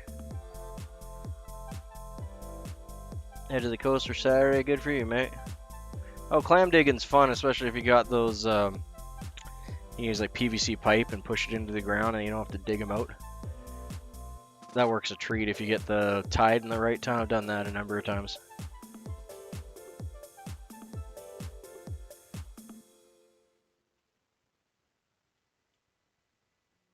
Oh, you didn't get anything while ice fishing? That's too bad, mate. Sometimes it's fun just to be out on the ice, though, to be honest.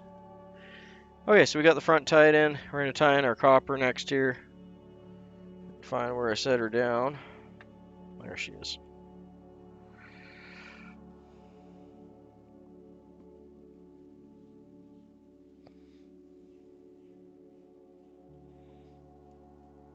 We had spaghetti last night, and it was fabulous. My wife makes an amazing spaghetti.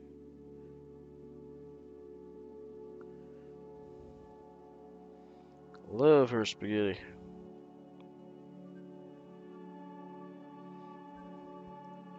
Spaghetti's such a good, inexpensive, healthy meal. It goes with so many other good things.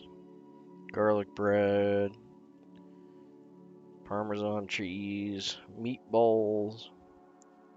Can't go wrong with spaghetti. Yeah, bring that back up 2 or 3 wraps here, and we'll get our ostrich roll tied in. Just gonna spin my bobbin here. Get copper up in the keeper.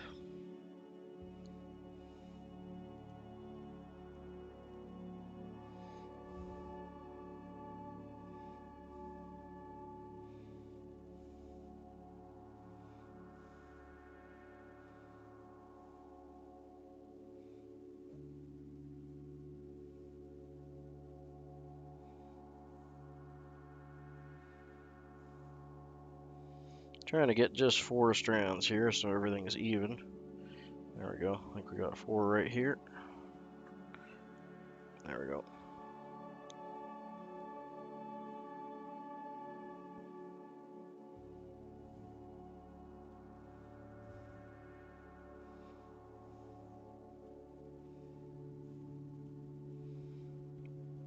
Okay, bring those down. We're just going to cut the tips off. You do the same trick with your fingernail to pull them off. Yeah, mushrooms and spaghetti is good. Any kind of mushrooms.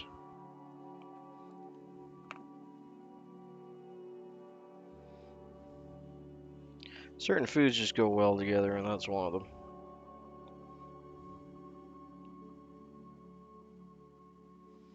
It's like cheese on a burger.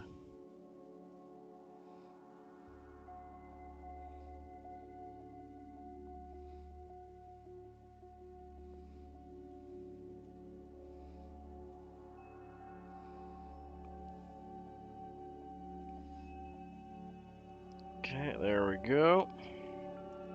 I gotta grab my little hackle pliers.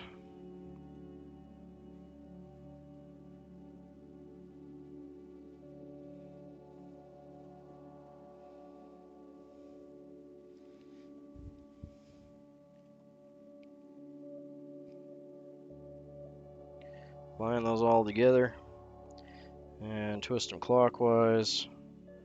About 3 twists, 3 to 4, just so you got that start of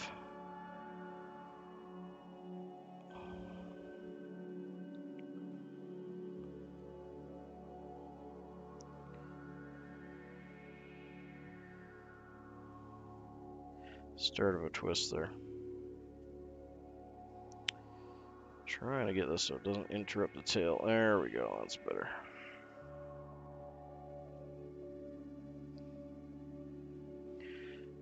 And of course, be mindful of that hook shank.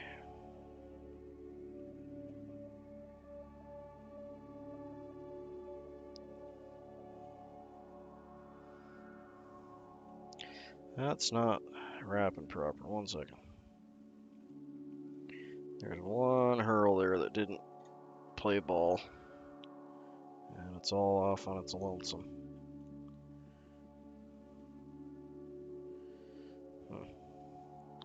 Have to do that first wrap again. I think that's what messed everything up. Normally they'll want to stay together if you can get the first like 2 wraps kind of nailed.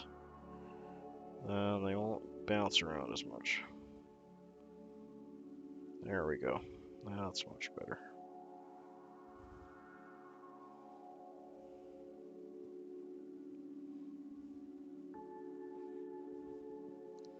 If you get them from bouncing around,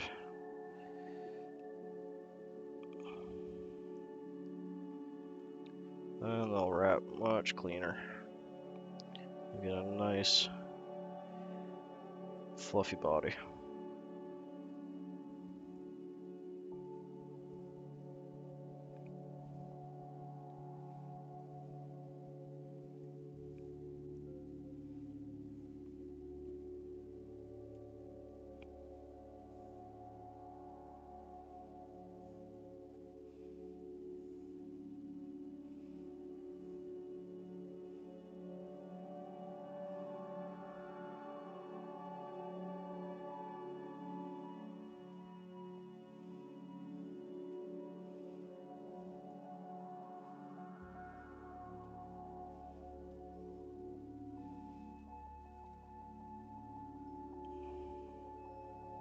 Yeah, just gonna catch that tag end off there.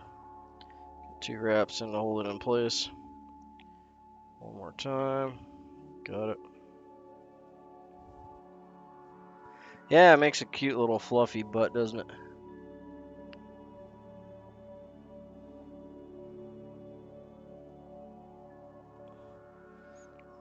You can get some like humongous. I got some floating around here. Just huge. Some of the peacock hurl, or not peacock. Some of the ostrich. Some of the ostrich hurl you can get is ridiculously poofy and big.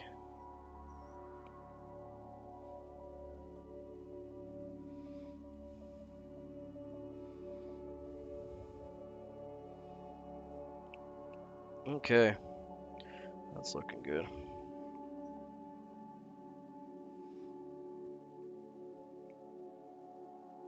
Okay, I just want to get that around there.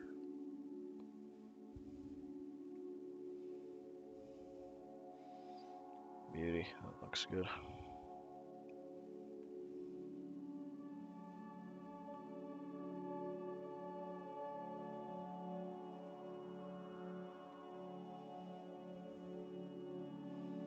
If you need to, you can move the wire like that to help it from sticking down too many fibers, but most of the time, it'll do it on its own. Find a little happy spot. But it doesn't hurt to help.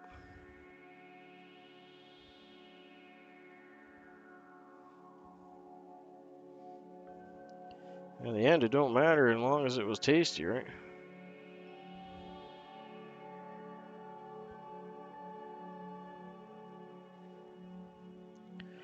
Tasty shrimp is a tasty shrimp.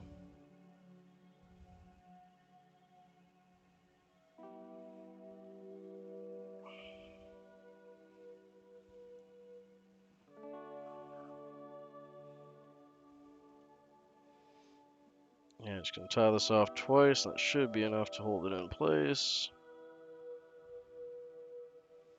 Yeah, now I'm just gonna keep downward pressure on my bobbin.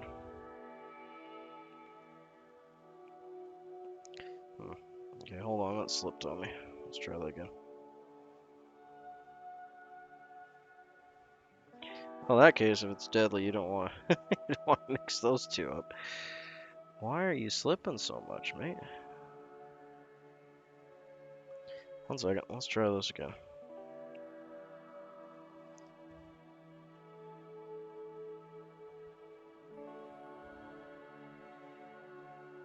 Yeah, I can't say I've ever. I only eat like 2 types of mushrooms here, and they're not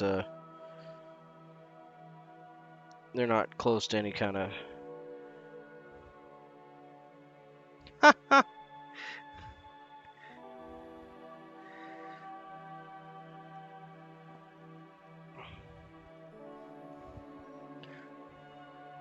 That's where you get dessert with the meal, right? That's funny.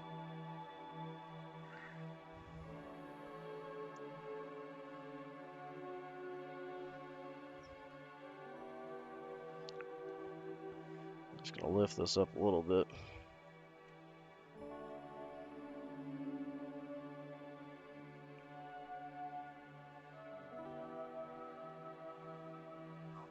I'd imagine a lot of times it'll change the whole structure of the kind of meatiness of the mushroom, right? That totally slipped off. Let's try that again.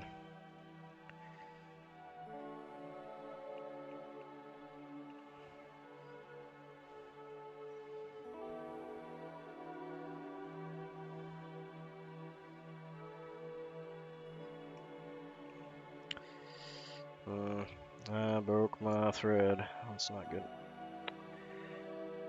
I think my last knot held though. I'm gonna do that again here and get a half or a whip finish in on it. It's too bad. I was really enjoying that. Head was actually going really well. That is too bad. Oh well. Onwards and sideways.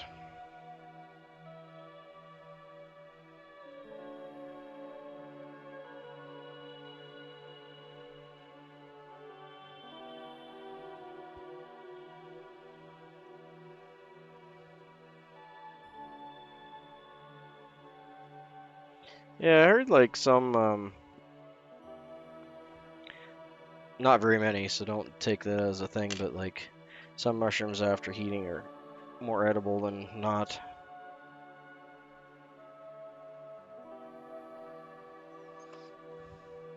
Yeah, I'm not gonna mess with things that are possibly deadly. There's just too many tasty things that aren't, you know?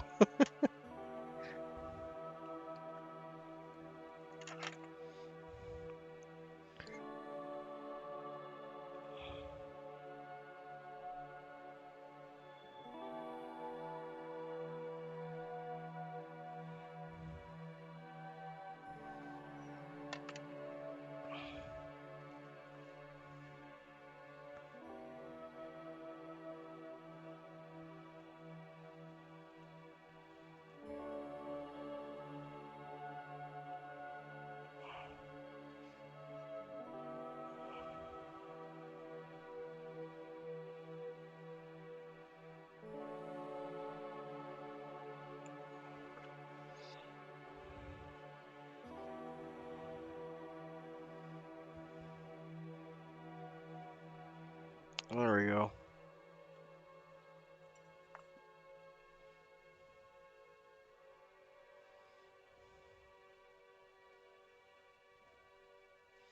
Okay, happy with that one.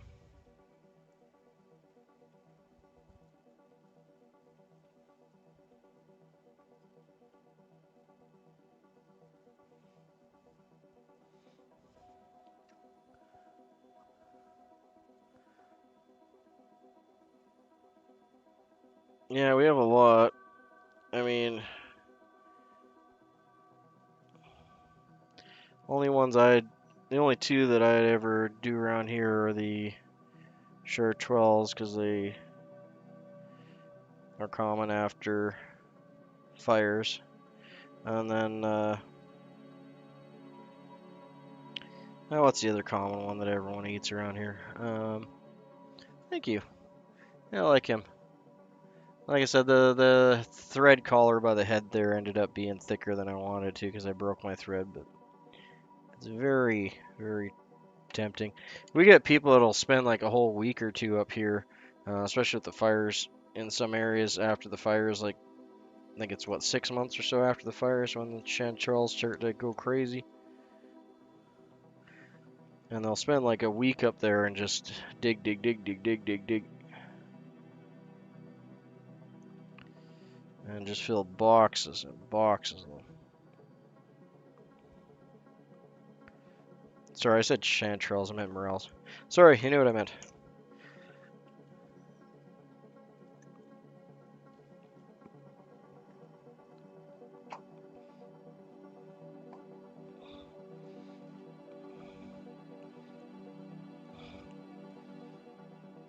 Just adjusting my chair. Okay, yeah, I'm pretty happy with him. A pound about, yeah. That's why you get people, that's why you get people coming and camping out and spending their whole week getting them.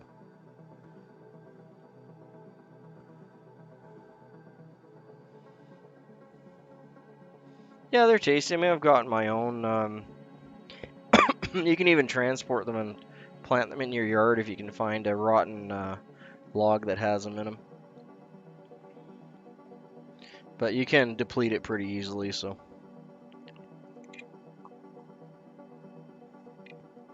And of course, it depends on the time of year and what you're going to get. What you're going to get for.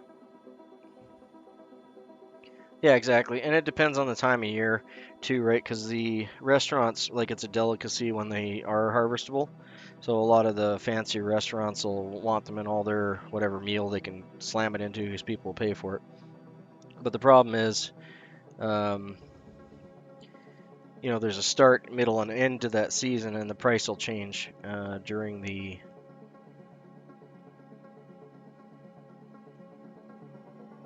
Yeah, they come out of the ground, but a lot of times the spores are carried inside of or underneath where they're protected under like a rotten log or a branch or things like that. And they'll come out when the fire comes through, it'll activate them, and then they come up. Yeah, exactly. Yeah. But they don't come, they don't really, well, I shouldn't say they don't all, like they do come up without the fire, but the fire will trigger them where they just come up like crazy everywhere. Normally about like 3 to 6 months after a fire comes through, depending on the time of year when the fire's there, of course, but like fall.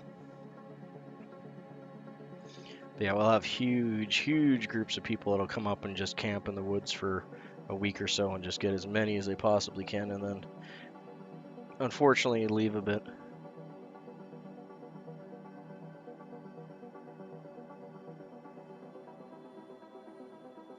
Yeah, you're probably right. Mycelium is probably the correct word for that. But they do spore.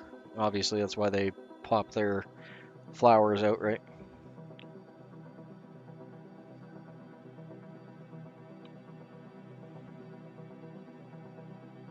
Oh, I did hear something about that. Yeah, that's true. I did hear something about them doing that.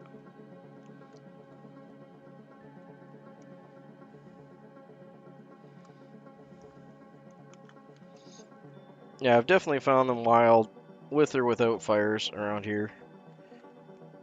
But after fires, they're just like you can get buckets and buckets and buckets of them without really trying too hard. They're just everywhere.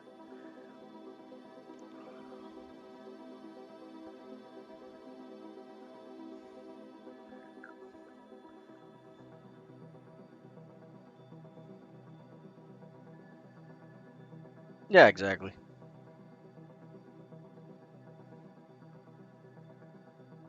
Yeah, so I can do my spin and spiel on this guy, and we'll move on to the next one.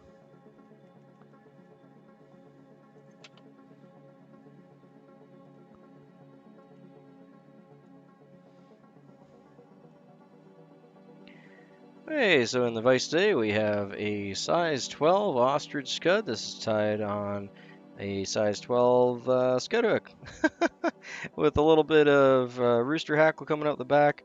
This is just a barred hackle feather. Nothing crazy. You can use whatever you want for the back, including upland game bird. Has ostrich wrapped all the way along the body, and then a little bead head, and that's overwrapped with some copper wire and some Swiss straw tied back over top of the back for the scud back. Wonderful little pattern. This is really useful in late fall when the trout switch over from the big shrimp into the small shrimp. So this is tied on a size 12 to size 14 or even smaller. And yep, it's definitely good to have a couple of these in your box when the size change comes. Thank you kindly.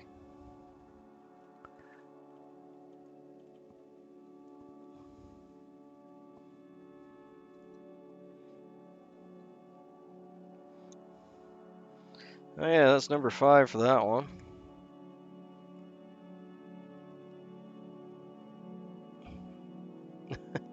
He doesn't want to get out of my vise. Come on now.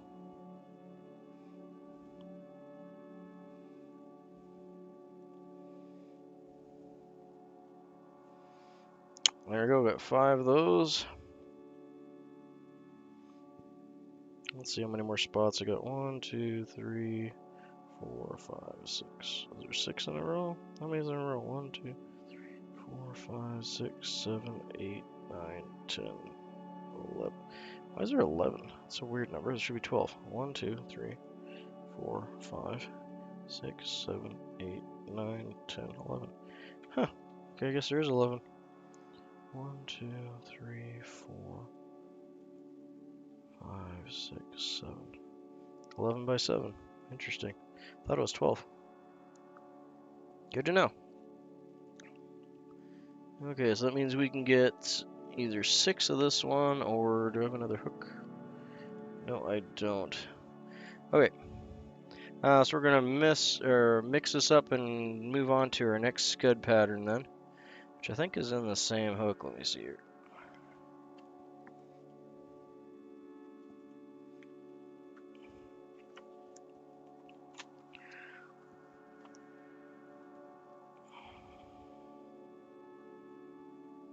Okay, I'm gonna grab myself some more tea and let my cat out. So we're gonna have a little 5-minute breaky break. I'll be right back. I'm actually gonna try the YouTube break feature because I haven't used that in a bit, so give that a try here and see how that goes.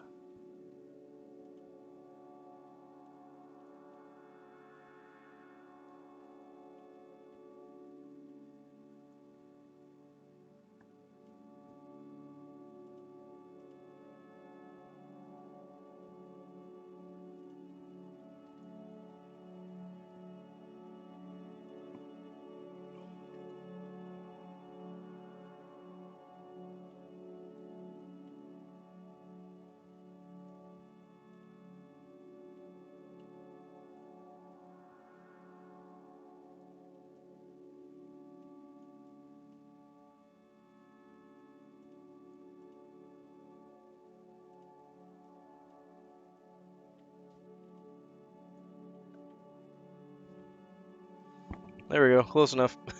Okay, be back in about 5.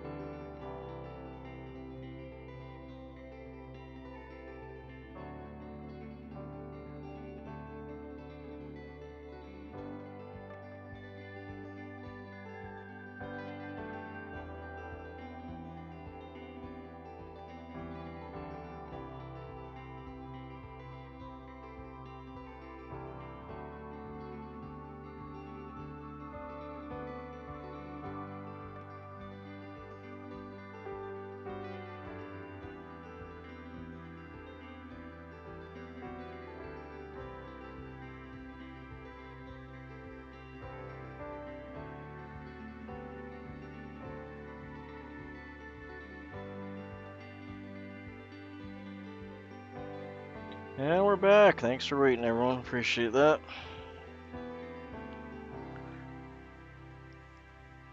Hey, so this one's a very similar one, except we're using dubbing, and we're using this nice peacock midge flash from Hairline. You can use any kind of olivey green color flash you got. Ugh. Let's get it out of the package, though.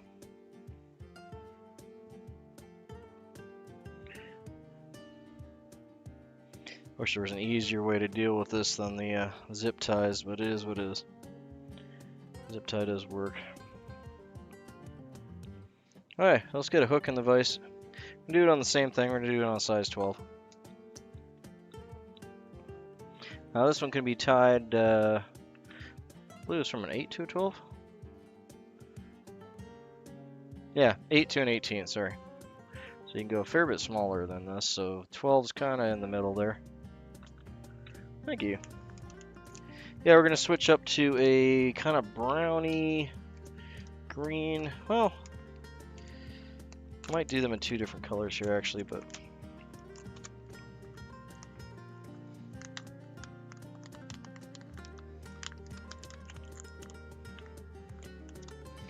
I normally have my hooks out and ready, but not today. Today we're fishing for them.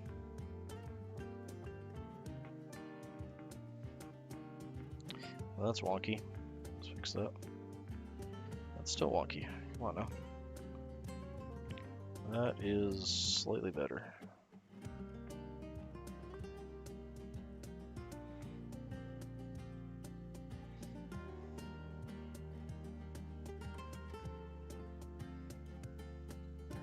Okay, we're going to stick with our green thread. This calls for an 8/0. We're still going to stick with the 6/0. I think we'll be fine. It does, however, call for an 8/0. We're going to start our thread right up by the eye here, just back a little bit from the eye, and get a thread wrap all the way down past the barb a bit. Just like we did on the last one. Now the difference with this one is we're only using two materials for this one, which is the flash and some dubbing. So this is a nice easy fly, a two material fly. I don't tie too many two material flies. But it's a nice two material fly for those new guys with us. Or if you just want something simple that you can whip together, this would be one of them. Okay. So you need to grab some crystal flash. This is midge flash, so it's really small. But you can definitely do this with regular crystal flash. In fact, it might even be easier to work with than this stuff. That's all good. Just trying to get these fuzzy bits out of here.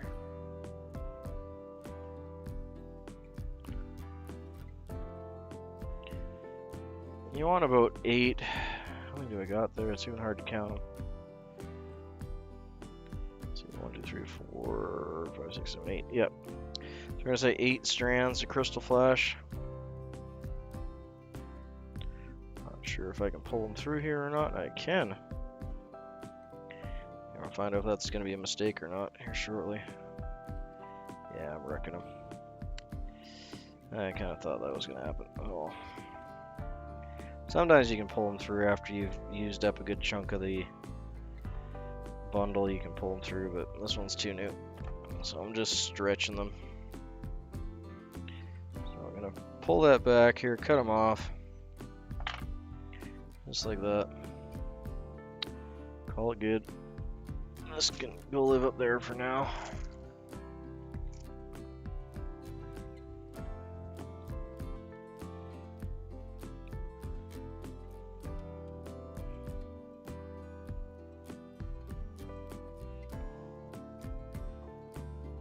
And the tail, you'll never guess, is going to be the crystal flash. So we want to have the tail a little bit stubbier on this one. So just a little bit shorter than the gap height. You can always tie it in a hair longer if you want to position it, and then just pull it back.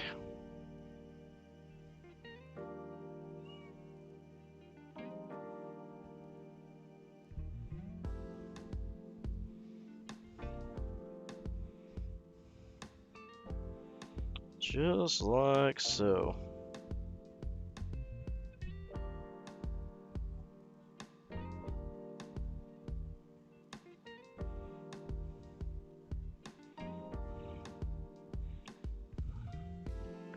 Now that sounds like a business idea, Valhalla.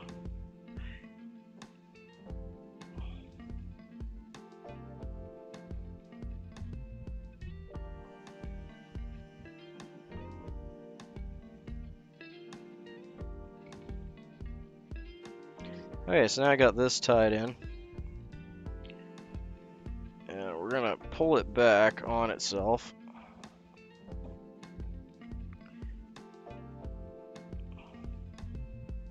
Try not to interrupt the tail, if I can manage. There you go. Then you can even throw on the hole like it's medicinal and good for your health and everything. Call it like a Viking cleanse.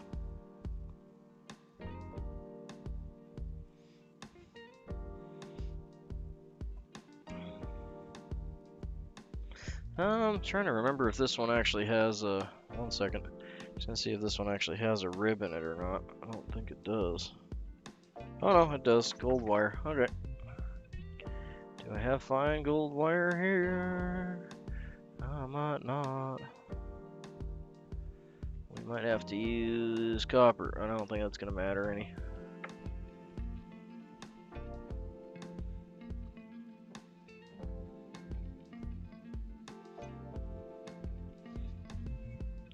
Yeah, I might actually. I'm gonna try one with gold thread. Why not? Doesn't have to be wire. Let's try some with some gold thread. See how that goes.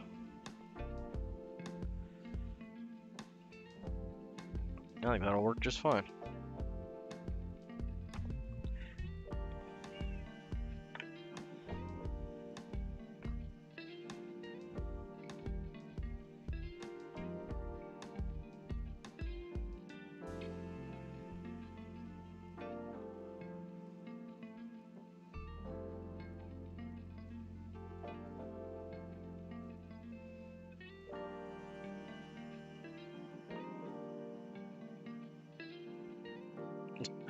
Wow, I'm really not tying this in very well, am I?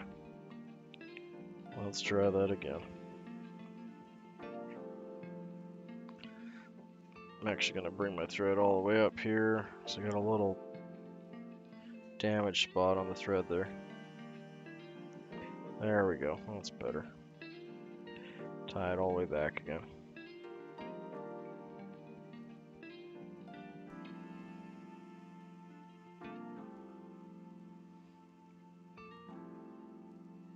There we go. I nicked my thread on the... Didn't break it, just nicked it. Oof, that was close. That's good. We're gonna bury this in. I'm just changing that angle down from the back there. Okay, so we're gonna leave that gold wrap in. And I'm just going to do a wrap all the way there and a wrap back just to smooth this out a little bit. You can see a number of bumps there. We're doing a dubbing body, so it's really not gonna keep coming way too close to that hook point. There we go. Okay, I'm gonna spin this, get rid of some of that thread tension. Okay. I'm gonna have to try and decide what color I want to do the body on this one. So we could go with this seal dubbing here that's like more like a limey, not quite olive. I guess it's kind of like cross between a lime and an olive. Or we go over here to this kind of nice dirty olive. I'm kind of feeling the dirty olive a little better. That's got some, definitely got some Antron in different colors in it. This was a handmade dubbing from a local fly tire. It's quite old. It's got a little bit of everything in it. It's got some seal, it's got some Antron. He even wrote down the recipe on the bottle for me. But the problem is all the parts that he used to make it don't exist anymore. So even though he wrote it down, I don't think I could recreate it. There we are. We need some wax.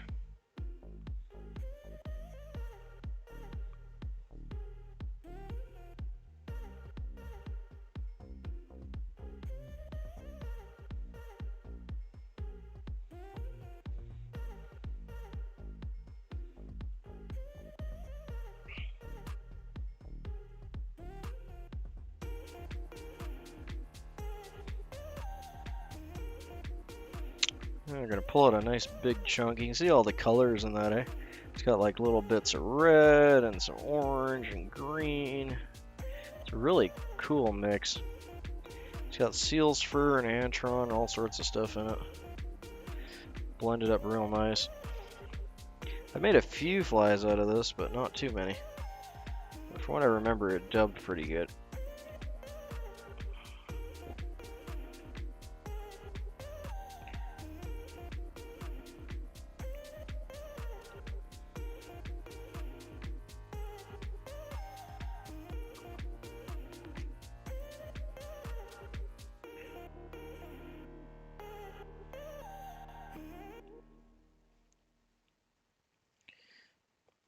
Yeah, I feel like I'm gonna need to add some more here, but we'll get it started.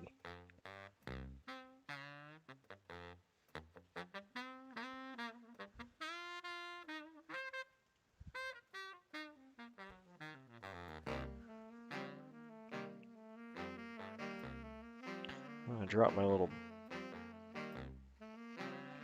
dropped a bunch. I'm gonna have to get some more.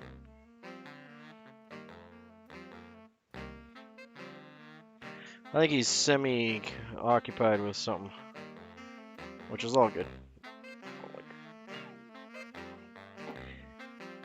I might have to take a break here and put my cat back in a different room because she's going nuts on me. I don't know if you guys can hear her or not.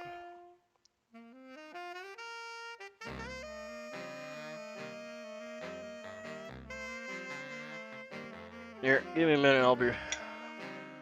Oh, you got her, honey?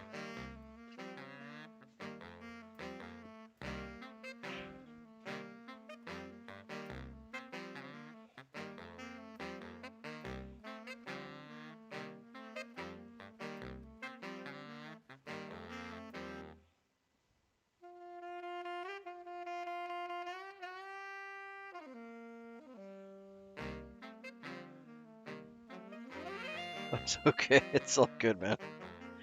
Just keep it PG and we're all fine.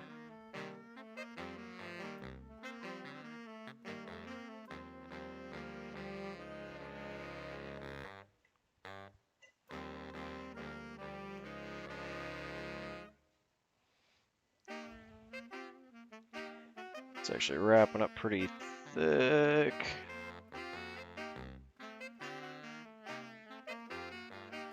It's all good, man.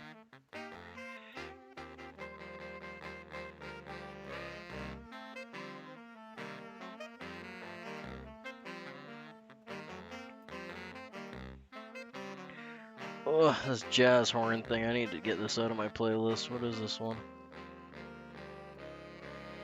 Hold tight.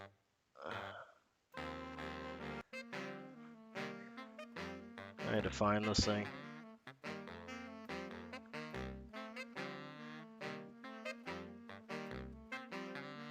Yeah, fortunately I don't do Discord. I do a lot of things, but Discord's not one of them.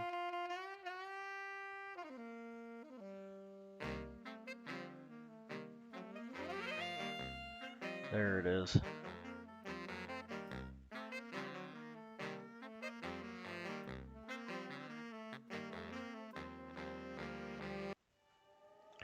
And it's gone.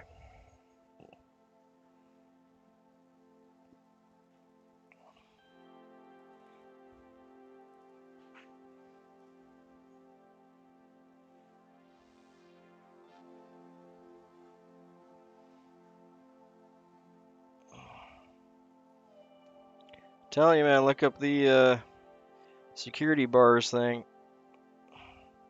So when I was a locksmith, there was lots of contracts I did that were $10, $20, $30,000 contracts. It was very, very common. And it was really hard to find people that were willing to do security bars. And you don't need a lot of equipment for it, right? You just need a chop saw, probably a bending table.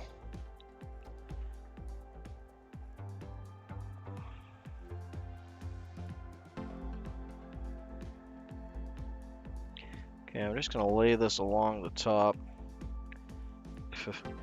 Cat hair.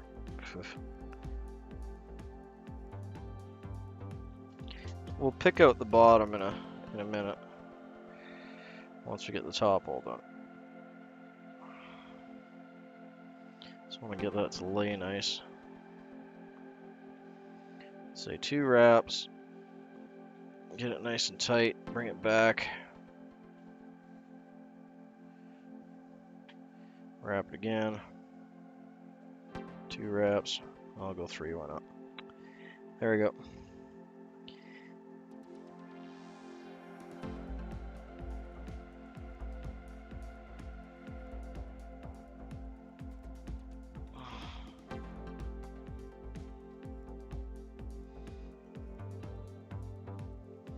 One tip when you're doing a bunch of these, just keep your hackle pliers handy and you can trap them in the hackle pliers and then you don't have to drop them everywhere.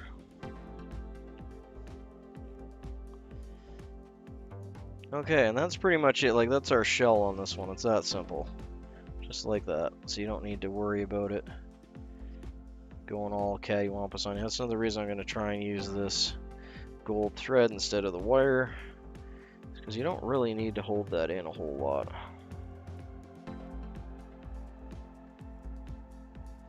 Actually, you should be going.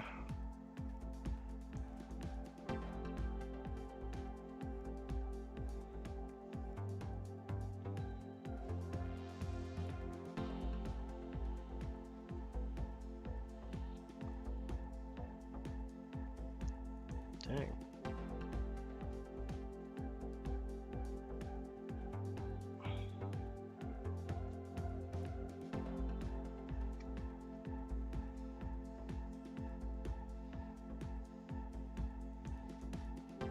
It's your magnetic personality.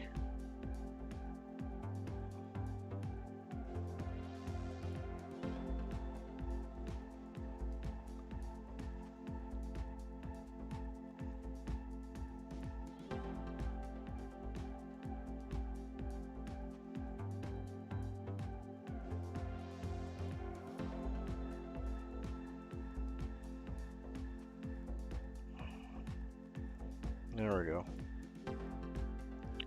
I kind of damaged the thread there, but that's good. We can cut that off.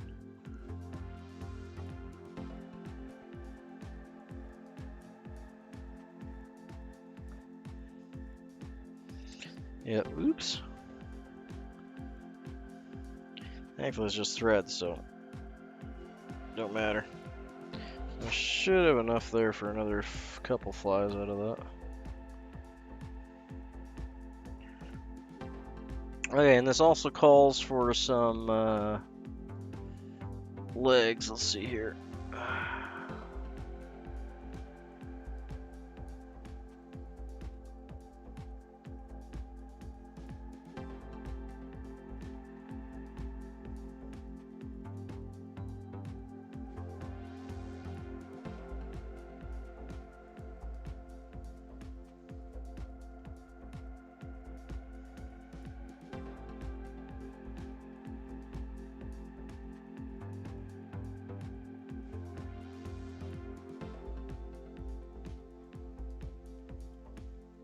Okay, so it wants 4 strands.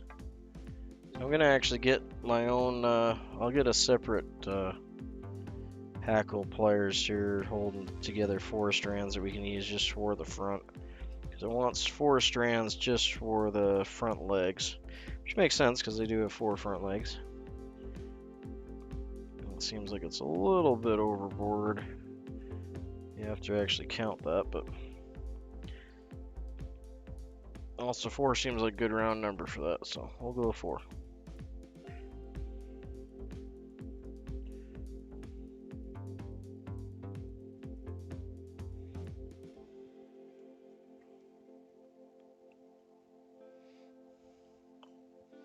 Okay, let's bring this upside down here. I think this will be easier to do upside down. This is good. It's actually giving me some practice with tying in with my opposite hand, which is definitely something I need a little practice with. I always struggle with that a little bit.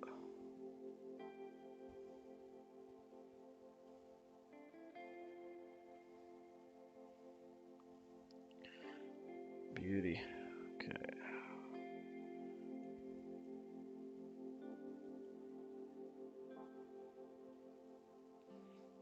Perfect. That actually looks really good.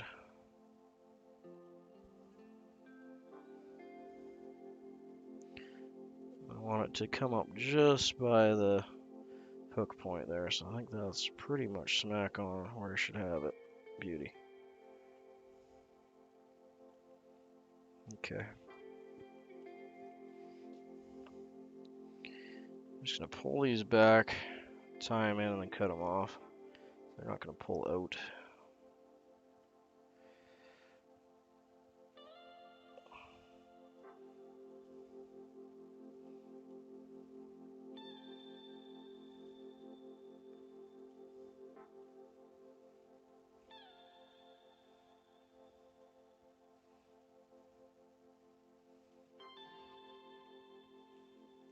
Come on, man.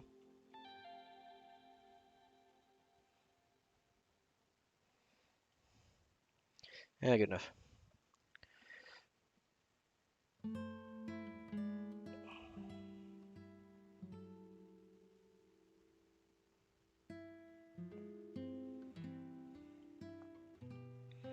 And I'll get another.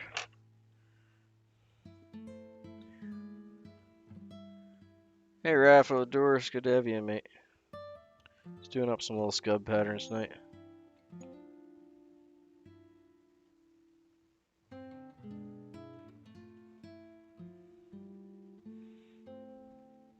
Okay, I'm gonna do one. I'll just use my regular half inch for this one. I think I can get it over that. Okay? Yeah, I think so. Let's see. Yeah, it'll go over.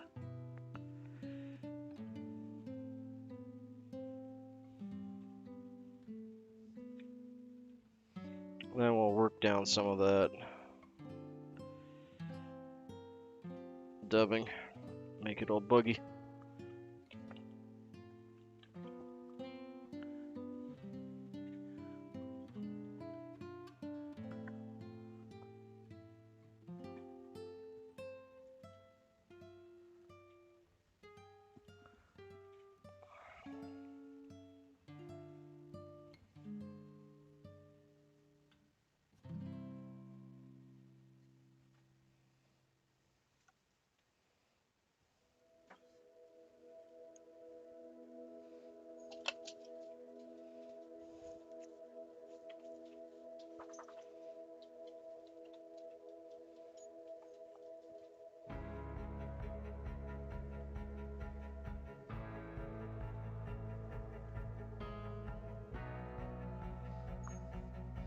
Well, that's not bad for the first one of this bunch. I'm quite happy with that. I'm gonna brush it out. Normally I don't do that, but I'm gonna brush it out before I put the I'm gonna brush it out before I put the head cement on it, just so we don't end up with any pullouts or sorry, any gunk in the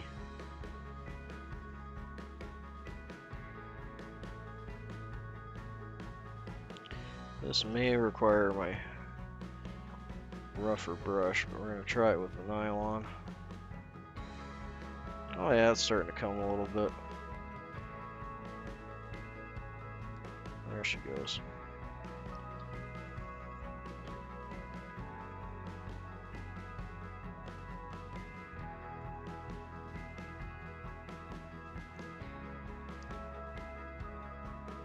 Yeah, a little rough or Velcro actually might work a little better. 1 second. Yeah, it's really actually quite wound in there. I was surprised.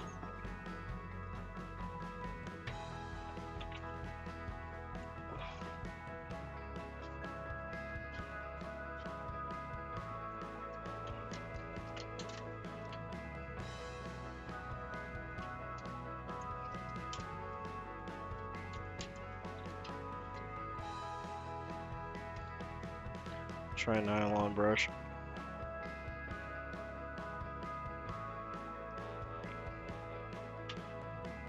Well, you're asking the wrong person because I haven't had one yet.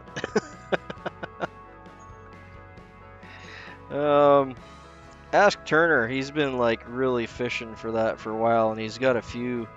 I think one of his went up to like 4 million. He's had a couple that have gone up in the millions, and he's got a pretty good strategy for it. So honestly, go hit him up. Not that I'm not willing to help you, but he'd be the person I would ask. He's got his head wrapped around that far more better than I do. Well, that's a cute little dude, though. I like him. He's got a really nice shiny cap on it. That actually worked really well with those colors. I like the differentiating color between the green and the... On the camera, it's really, it's like really peacock green on the camera, but like, to my eyes, it's not anywhere close to that green. It's more like a transparent green. So I'm kind of curious if that's more what it would look like in the sunlight, but like, excuse me. It's very, very greeny green.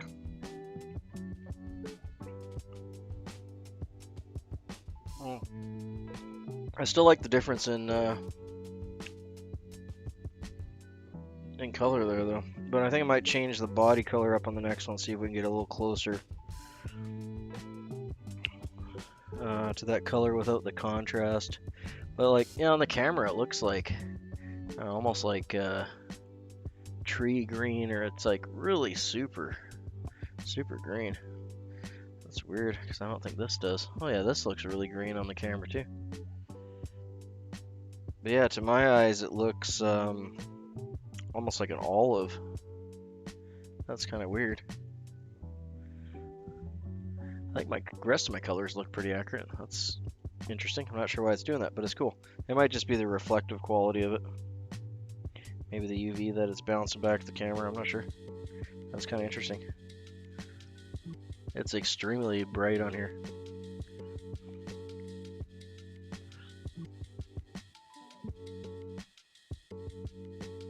Turner, you know. Crappy Man Jigs, Turner.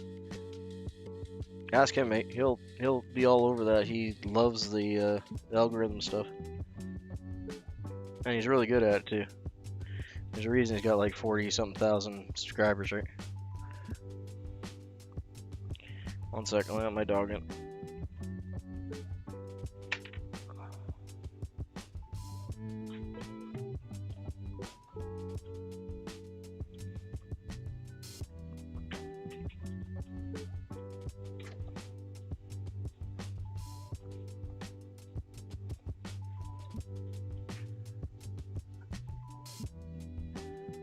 You don't know Turner? Yeah, sure. I've seen you in.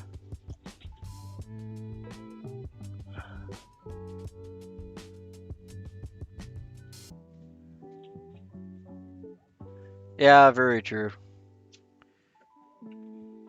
Yeah, K-Fish is in here too. He's pretty good at shorts and stuff. He might be able to give you some tips and tricks. But yeah, look up Crappy Man Jigs. Turner's his name. I'm sure I've seen you in his stream before. But yeah, if you don't know Turner, you should know Turner. He is the OG.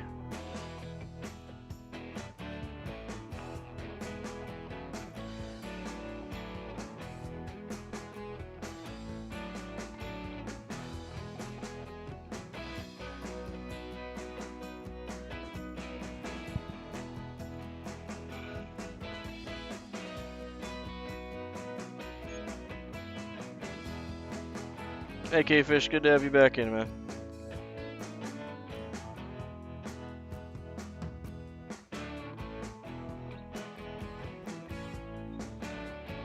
Yeah, shorts are weird. Like, I was playing around last week with some of the shorts, and like, I just do simple shorts. I just do cuts from my live streams here, right? I don't put a whole lot of effort into it.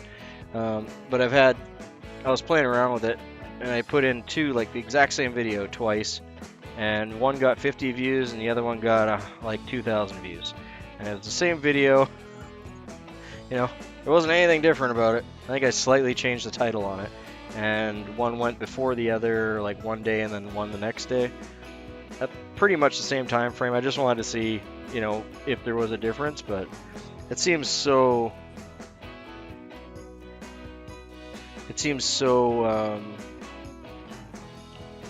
random.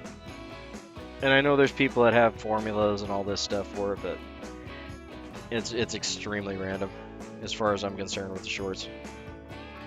Shorts are like K-Fish said, it's a hard game, man. Oh, I forgot my spin and spiel on this one. Dang it.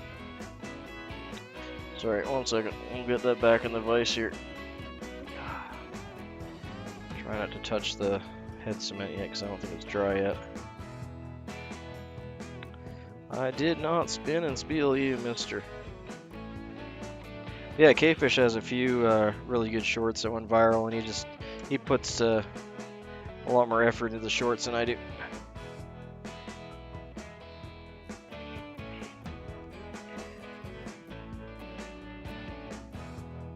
If you're really just after the numbers and you could care less about the quality of it, just start looking at, you know, what's trending and what's going viral with other things.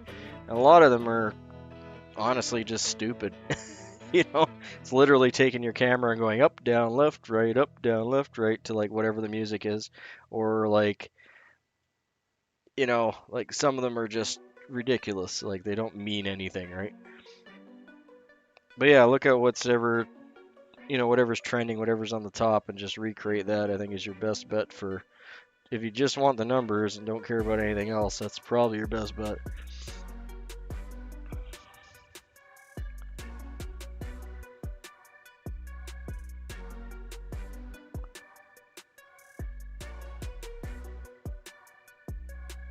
Yeah, it's crazy. Yeah, because like I said, I put two videos exactly the same, one day after the other. Same video. It was actually kind of an accident. And one got 50 views. The first one got 50 views, and the second one got like 1,800. And like 3 subscribers or something off it. But yeah, it's just... it's fun to post them, but when I post shorts, it's just... I get what I get, and I don't get upset, because you can't... you have no idea. You know, people say they know, I don't really know if they know. Anyway, we're going to do spin and spiel on this guy. I'll be right back.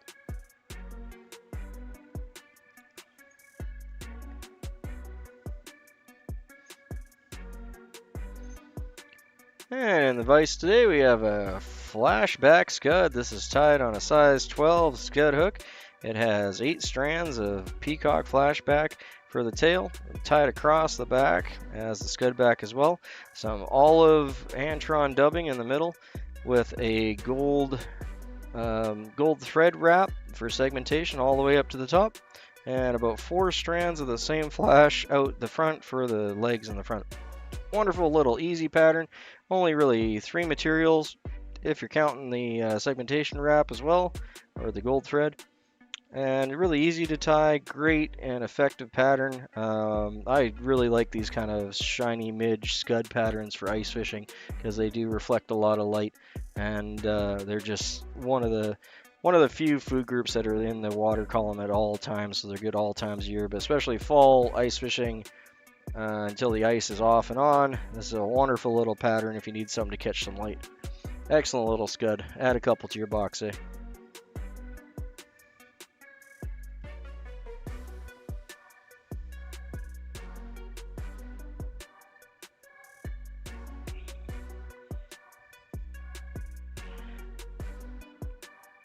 There we go. The other thing to keep in mind, Valhalla, is you gotta do so much work to have shorts pay you like anything. So if you're doing it for the money, I think there's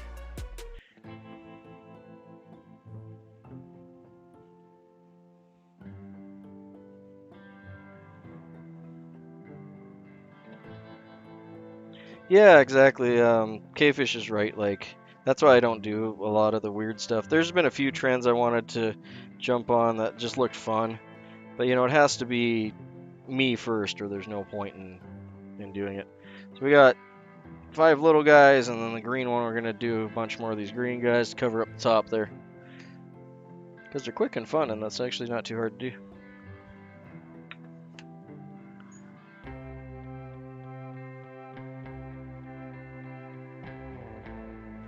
Um,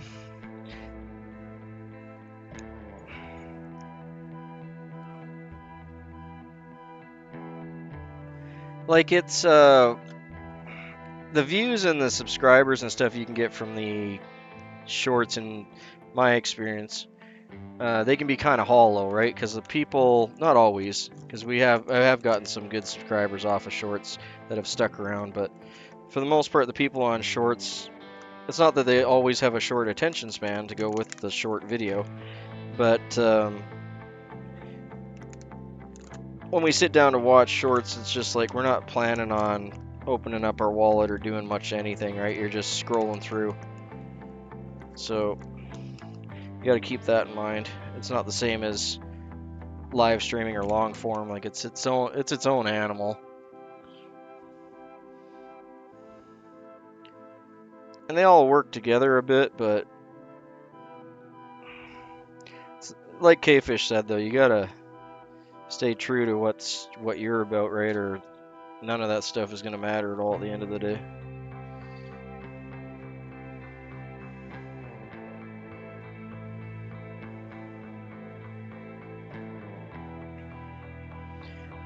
And remember, you need 10 million shorts views just to even qualify for monetization.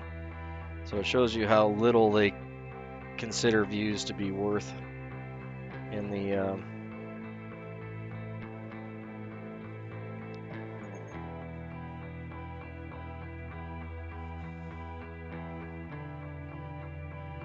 yeah, exactly like K-Fish said. Like mine are just little clips of my lives, and I'll have people see them and go, "Hey, cool, fly tying," and then they'll subscribe and come over to lives. But it's such a small,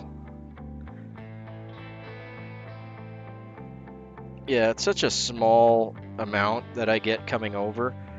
That's why I just really don't put a lot of effort into polishing up the shorts.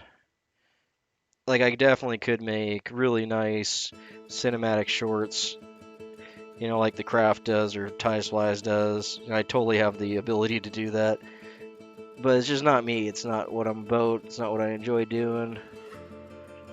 It would definitely get me a lot more subscribers and a lot more people, but again, it's just not. It's not what I'm here for.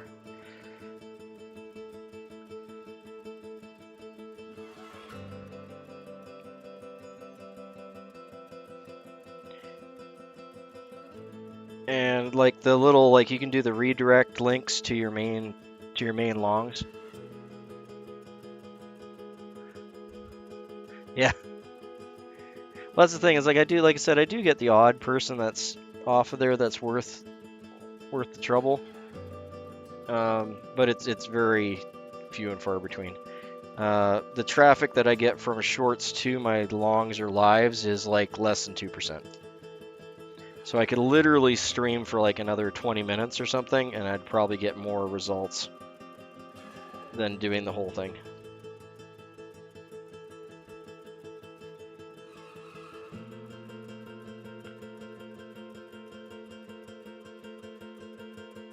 Yeah.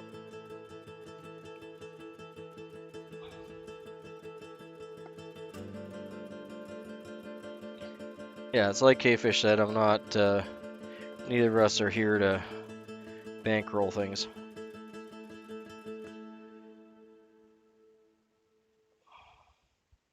You can definitely do it. Like, you gotta put in a lot of work, though. There's plenty of people that, that's their full-time, everyday job here. You can definitely do that. It is very possible. You gotta put the work in though.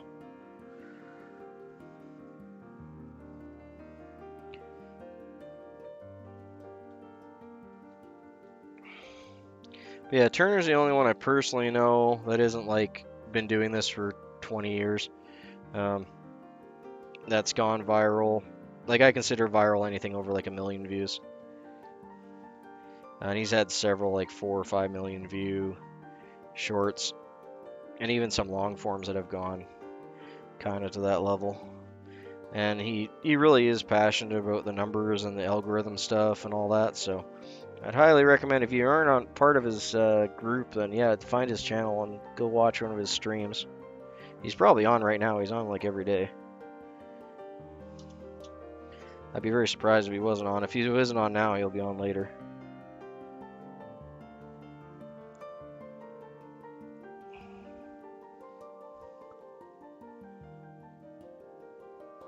Yeah, Crappy Man's he does live stream, but he also does long form and shorts and everything else. But you know, he eats, sleeps, and breathes this stuff, so he would be much better off to give you.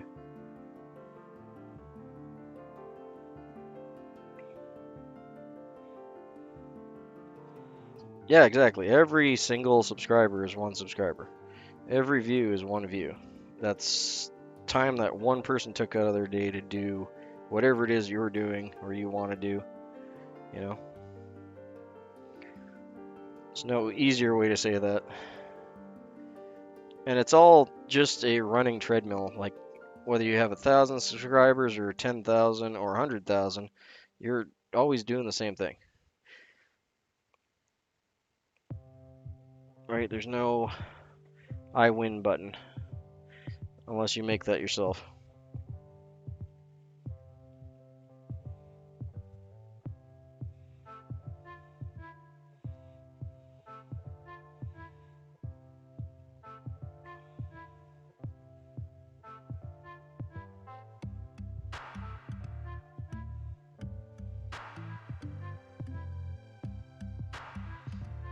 Like the long and short and like. Okay, later, K-Fish. Good to have you in, man. Glad to have you back on the mainland.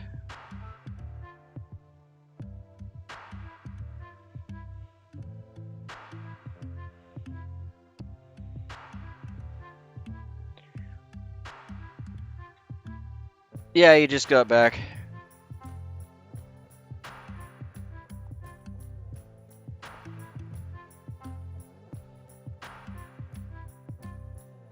Yeah, it takes time. Like it took me years and years before I felt comfortable in front of a camera. Especially doing something like this where you're live streaming and all your mistakes and everything are obviously visible.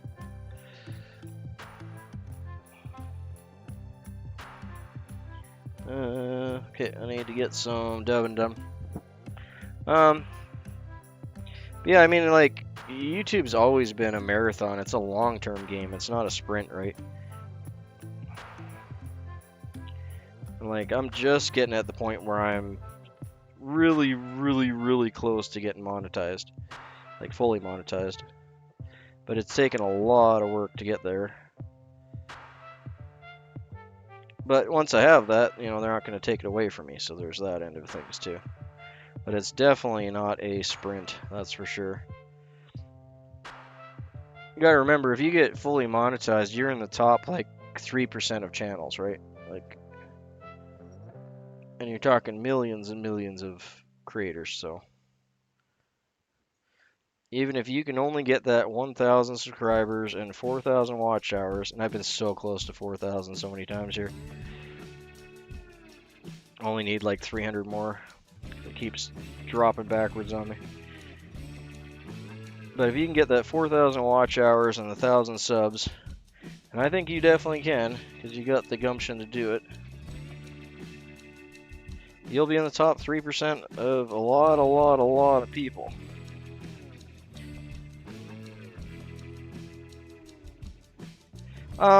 No, not so much for the watch hours. You have to post. There's a list of things you have to do, and it's honestly pretty low. But there's plenty of people that have done videos on that if you're interested in it. Like, who was it? The Outdoor Boys. You know, he's pretty famous. He's got millions of subs. He had like 3 channels that he only posted like once every 2 or 3 years on, and it took them to the point they finally demonetized one of his channels, and he hadn't posted on it in 6 years.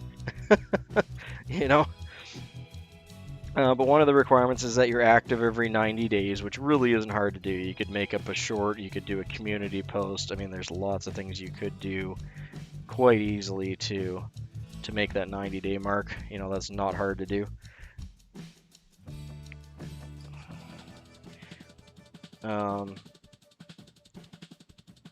But yeah, there's plenty of people that have a good one.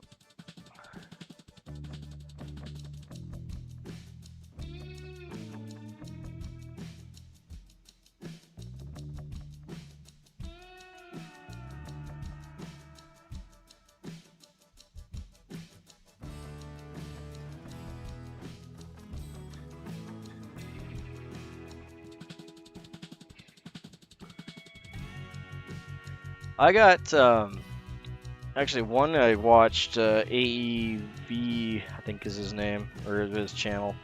But he's got millions of subs, and he's like actually just deleted all his videos several times just because he doesn't care. He doesn't monetize anything. And I had no idea that he was actually like from my area. I've been watching his videos for like years, and then in one of his videos he goes up and goes into a Canadian Tire, and I'm like, hey, that's not just any Canadian Tire, that's my Canadian Tire. Like, I know the guy outside selling hot dogs.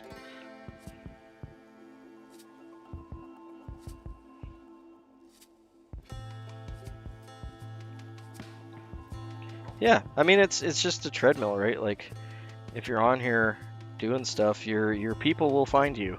And whether your people is only 1,000 people or your people 65,000 people, it's still your people, right? There is no I win button. I know people on here that have like 1,000 subscribers that do really well making money selling small things. And I know people on here that have, you know, hundreds of thousands of subs that are barely making anything. It all depends on how you go about it and the type of community you build. It's really the end result, right?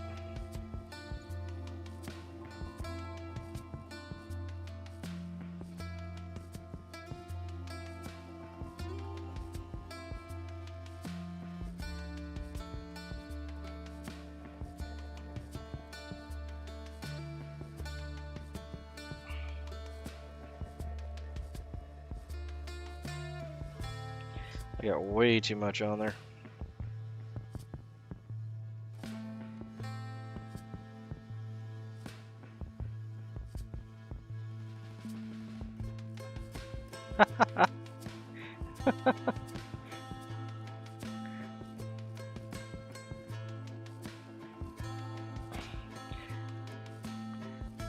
But yeah, I was just blown away that he's, you know, he's a famous YouTuber because he's got millions of subscribers. Like, I think he's got to be close to 6 million subs or something stupid like that now. And he deserves it. He's a really good YouTuber. But he doesn't do any of it for the fame at all. Like, he never shows his face. No one really knows who he is.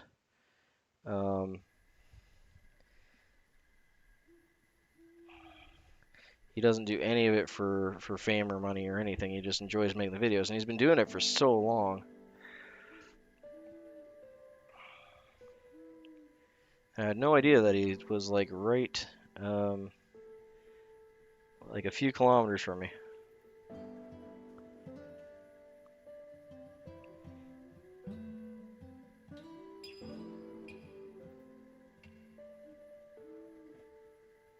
Yeah, it's all relative. I mean, there's no amount that like where you can just stop or.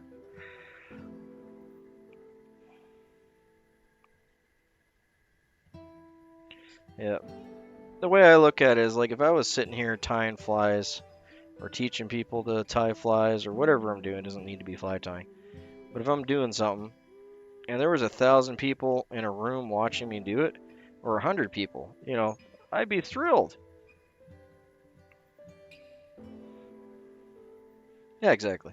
That's why I don't do a lot of the stuff I could be doing to get more viewers and more stuff, because it's just not me. I'm not gonna sell out that way. It's not worth it. That's not necessarily selling out. It's just not not me. I don't, you know, doesn't do anything for me. Ah, that's cool. Yeah, it's crazy how many like famous YouTubers are just like regular people too, eh?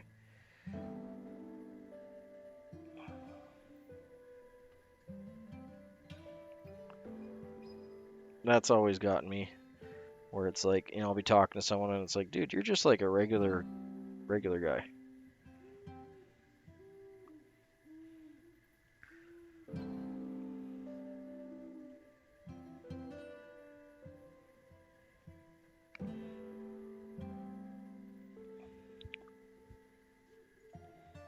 Yeah, exactly. That's what I mean. Like the fact that we can do what we do on here and not have to pay anything, like this is free, right? We don't have to pay for this. They're doing all the work for you.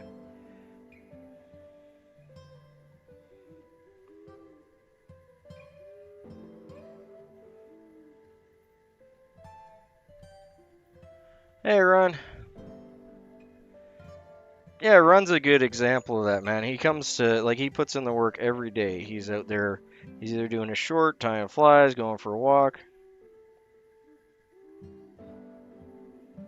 Yeah, we don't need to badmouth anyone here. That's not what we're here for.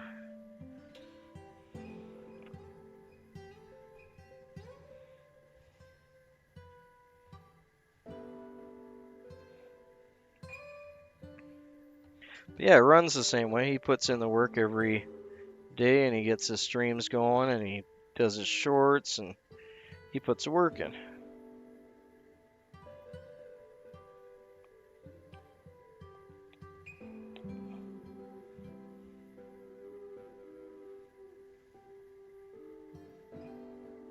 Oh man, I forgot to tie in my, I can't tie, I forgot to tie my rib in. I might have to, that's too bad.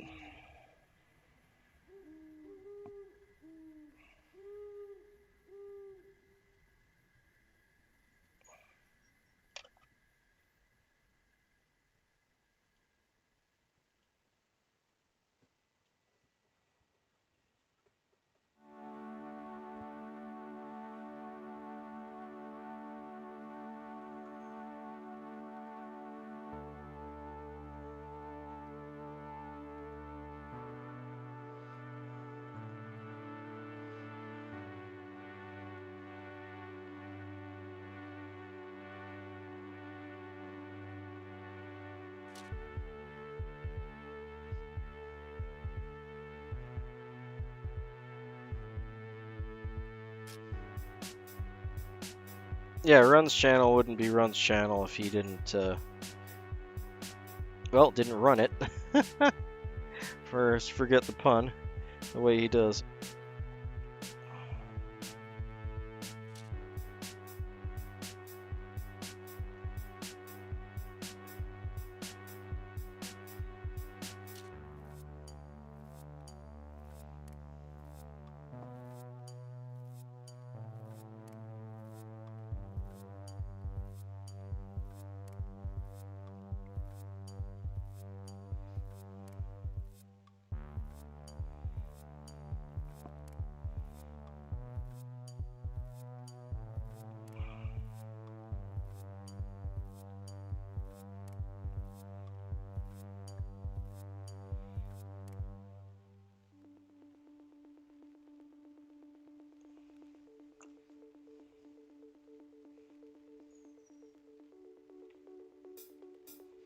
Do do.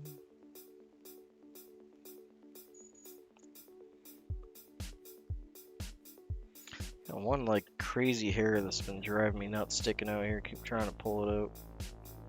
There we go. I think it's a cat hair. Ooh, don't come out of my vise, man. Hey.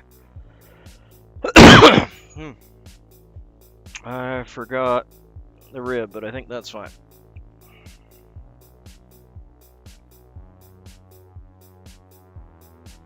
That's true.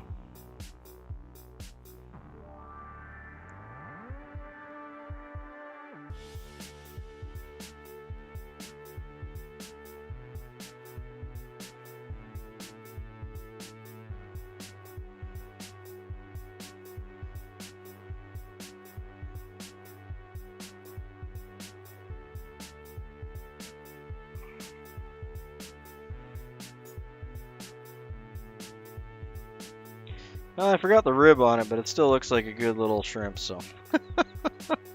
Can't believe I forgot to tie the ribbon.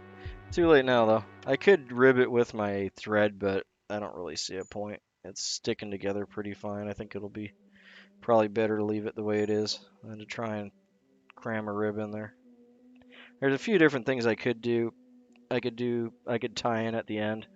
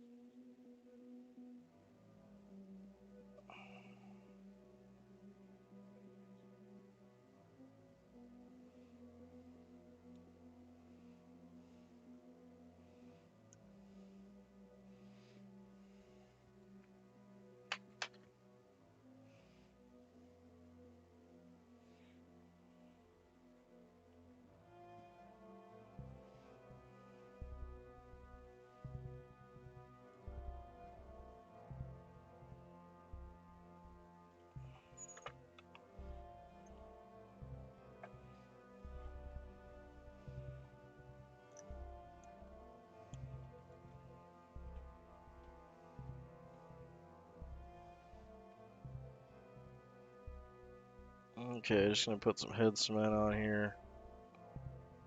I'm tempted to put head cement along the back, but I think that might just muck it up. Yeah, for missing the gold thread, that's actually pretty good. I'm happy with that. I should have brushed it out before I put the head cement on, though.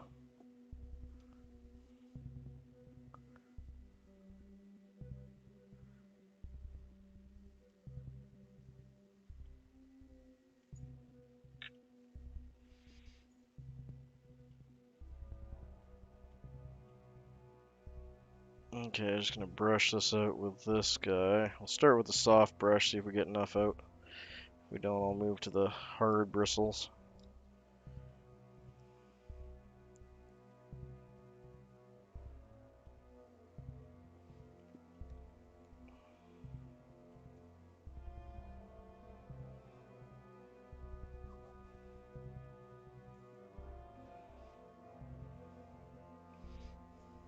I have a copper brush that works really well for this too, but it's a little on the harsh side. It can kind of tear it up a bit, so I'm trying to be gentle. Velcro works well too. I don't have my Velcro one out right now, but normally this is enough to get it going. Yeah, I'm happy with that. That's good enough. That's all you really need.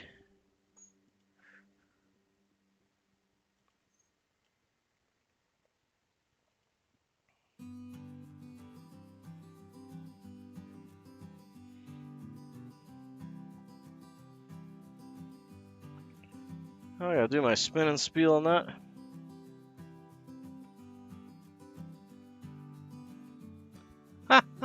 That's true. Happy accidents, right?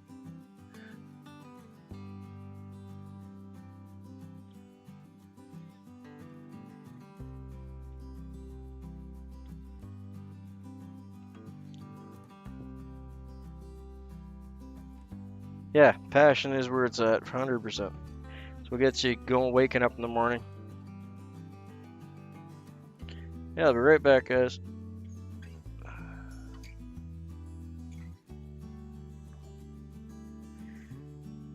Okay, so in the vise we have a Flashback Peacock Scud. So this one has midge flashback for the tail. It's got 8 strands for the tail, tied across the back. Has the scud back, the scud's back, and 4 strands up front for the legs, and it's all brushed out to get it all nice and buggy. Fun little pattern.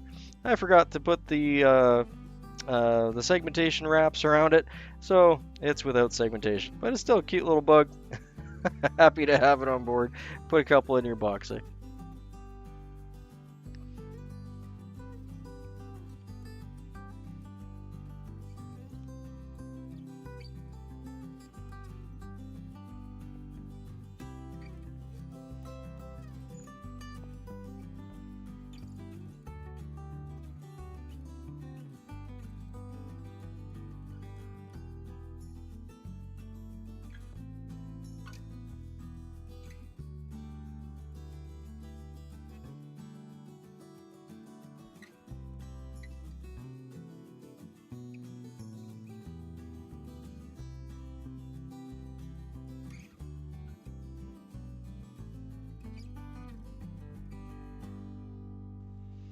No, you're not hijacking anything. Just, keep it cool and relaxed, and that's all I ask.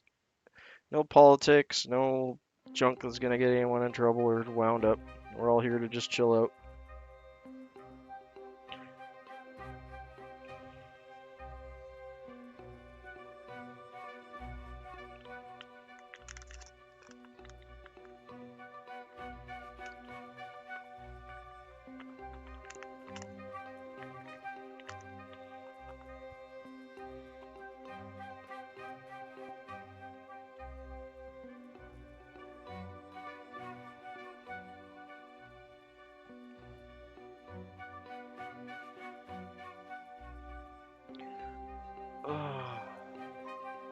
Let's see. Yeah, I'll get one more in here and then I'm going to take a break, so we'll be at 4 hours at that point. Get me some more tea. I think I'm almost out. I'll take a break and grab some food and then we'll do it over again.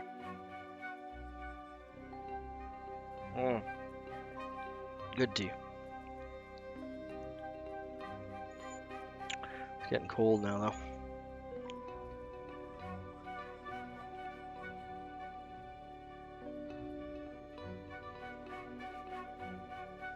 I know. I know it's hard sometimes. It really is. That's all I ask, though.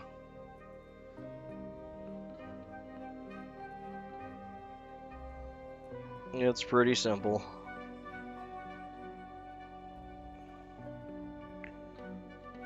This is in high school. I don't have a list of rules. Just keep it chill, keep it respectful. It's really hard to do that if you're bringing politics into things.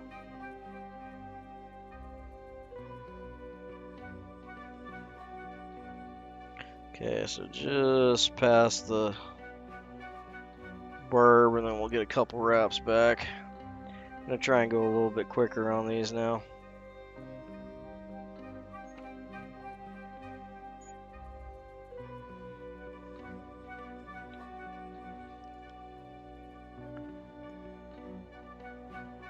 Yeah, I changed you. I didn't know if you were still there when I changed you over, but I changed you to a hyena. I can change the color if you want, but I thought the hyena was cool. I thought he's a good color for you. Who's the purple hyena? Let's see. Oh, Pacific's the purple hyena. Well, here, I'll change Pacific up. 1 second.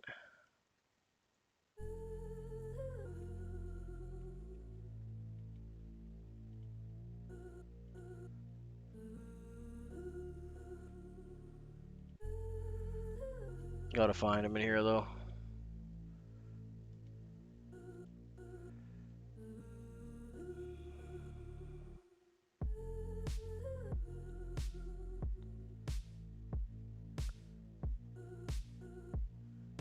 You got a preference there, Pacific, what animal you want? I'm gonna grab you a different one here. Can't have too many hyenas running around. I thought that was the only hyena I had.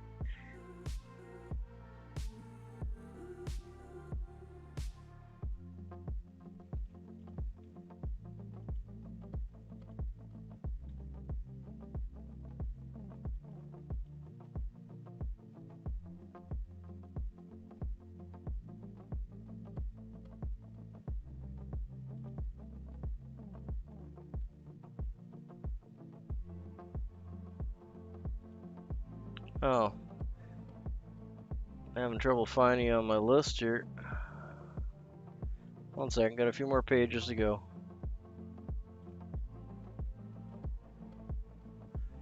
Oh, you must be right at the end here. Sorry guys, we're right with you. Just want to get him sorted out here first. Yeah, Ron, I made you into a little hyena with a little beret. I thought that suited you.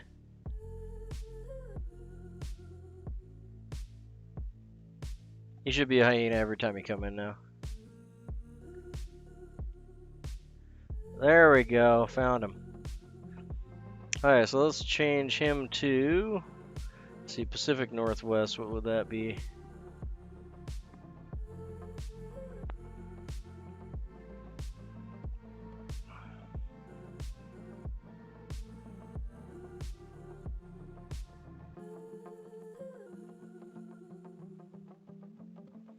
There, change him to a wolf.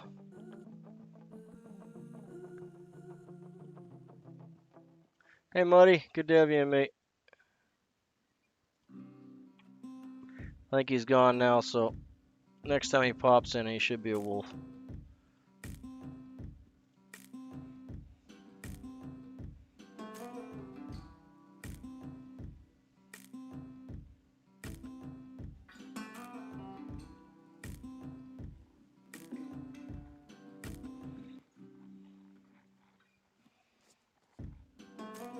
And this time I won't forget to tie in the ribbing.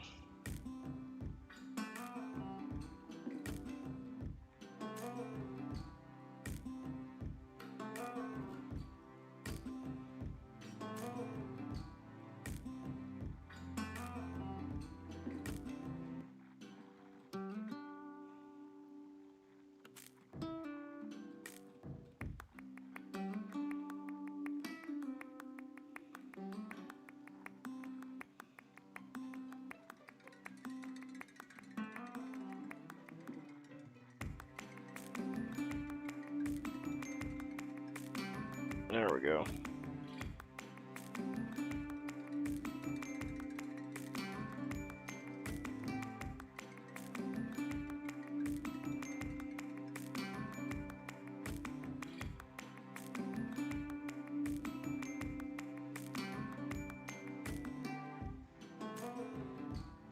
Valhalla's lurking, so he might not be fully there, but I'm sure he'll appreciate the hello.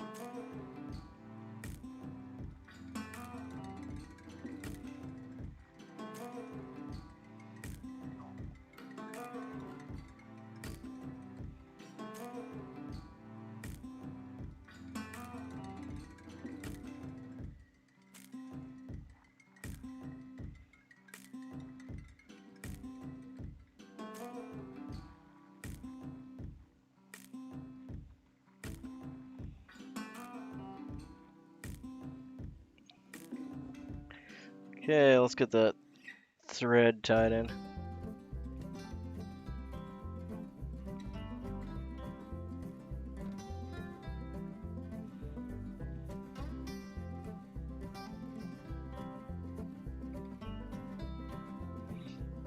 Actually, if you're looking for something to get like just some extra cash, like you're not gonna get rich on it, but what's the name of the site now? I've used it before. User testing. Look up user testing. You do it at home. All you need is a cell phone. If you have a computer, you get more options, and if you have like a Mac or a MacBook or a Macintosh products, you can get even more testing options. But it's legitimate. They actually pay, and you can make a couple $100 a month on it. No joke.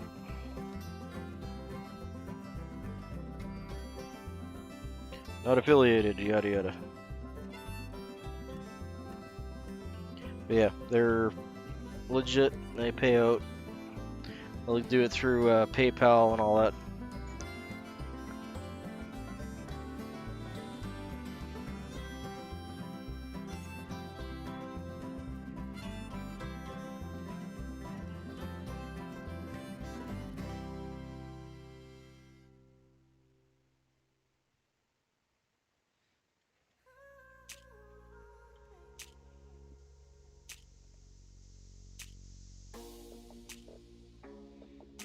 Oh, yep, that's us. Good to have you in, wee man.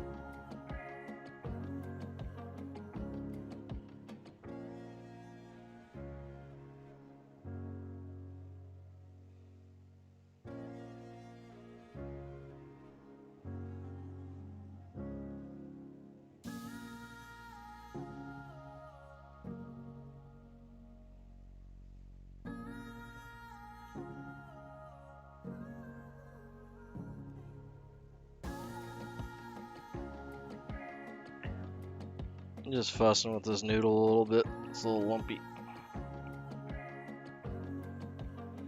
I think I got it kind of where I want it. Probably got a bit too much on there, but it is what it is. And we're just gonna get that wrapped back here as far as we can.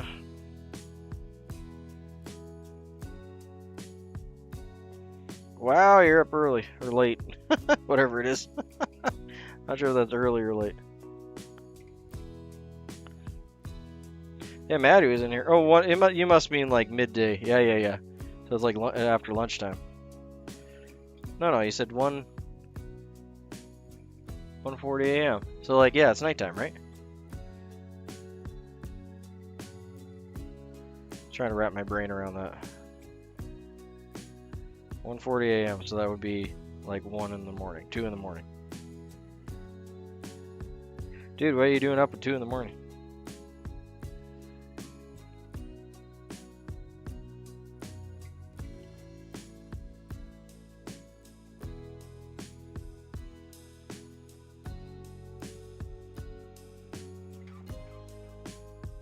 Hey, Tyler.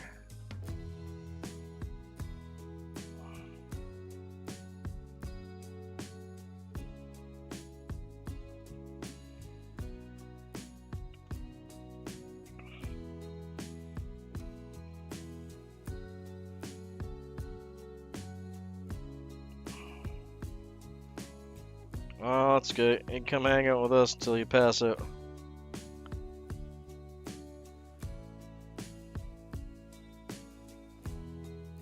Tying up some little peacock scuds here, or basically shrimp. See that? They're so bright on my camera. I don't know, it just must be the way that this stuff throws light, but it looks like they're so bright. They don't look anywhere close to that green to me. Well, that's cool though. It's good to know. This stuff probably catches a lot of UV and reflects it or something. I don't know.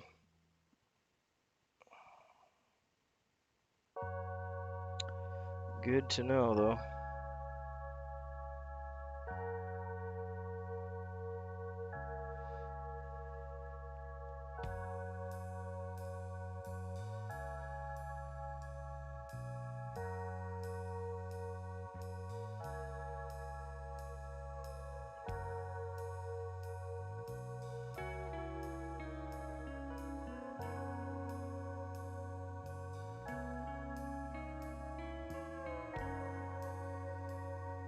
I'm just laying it along the top as like a shellback.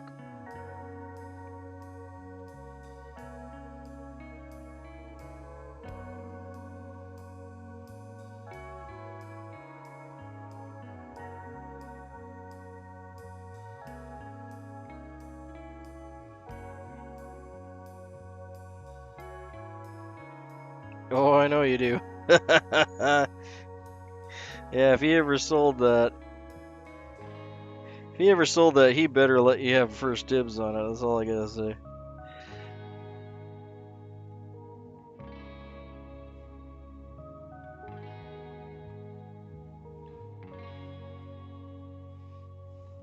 Heck, if I ever found one around here, which is probably almost zero chance of that happening, because most of them are over on your side of the pond.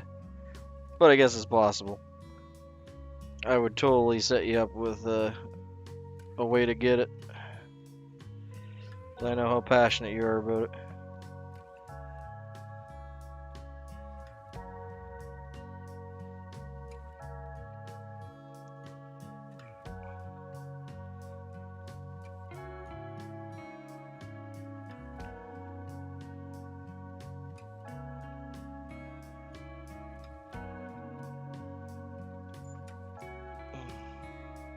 Saltwater.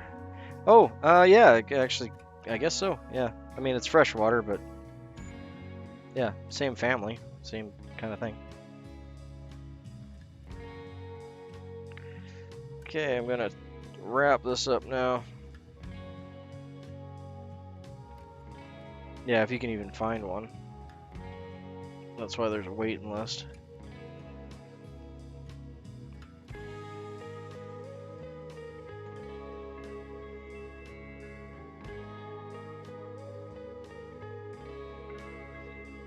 Where do you even go to get your name on a waiting list or something like that? I guess their website or...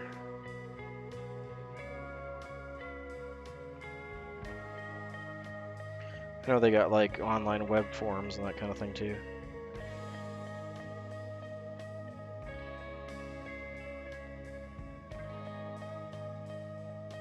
Yeah, that's like, it's hard to even find one for sale because that's the kind of thing that's like passed on from like one tire to another tire or families. Yeah, for sure. I don't think there's too many, because scuds or shrimp like this, you know, live in pretty much any type of, yeah, I kind of figured it'd be on their website. But scuds like this, they're there all year round, summer, like they don't have a period where they're really more common than another. A lot of people don't fish them, you know, in summer or late spring because that's when all the other hatches happen, so trout will start keying in on other stuff. But these guys are in the water all the time, so yeah. Yeah, I know what you're talking about. Even the clone's hard to get though.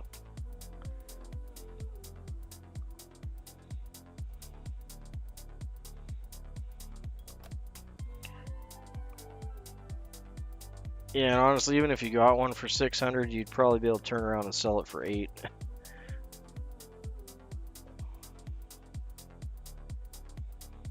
Yep. Because there's so many people looking for one, right? You'd probably be able to turn around and sell it for twice what you paid for it. Or not, maybe not twice, but you know, a good chunk anyway. Okay, let's get some front legs on this.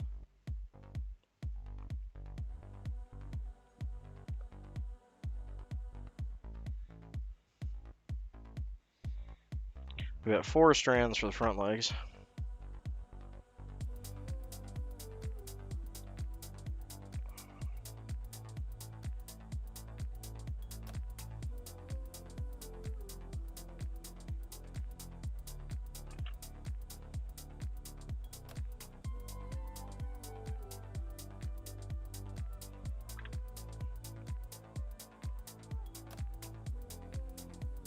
Ugh, spin that around.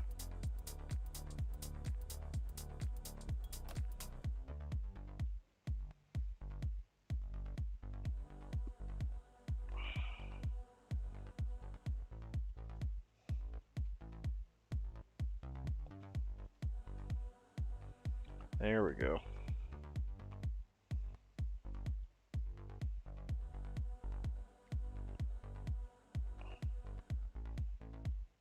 Yeah, I've always wanted to tie on a Regal. Like, if I was doing a lot of production tying, that wouldn't be a bad vice, just because they're so easy to clip in and out of so quickly. Not that it's, like, super hard to clip in and out of a camber vice like one of these, but the Regal's nice because it always has constant tension on your hook and, like, a steady tension. So it's just, you know, it's just a different setup, right? I think if you're doing a lot of tying, it might be a lot easier. Who knows? That's annoying.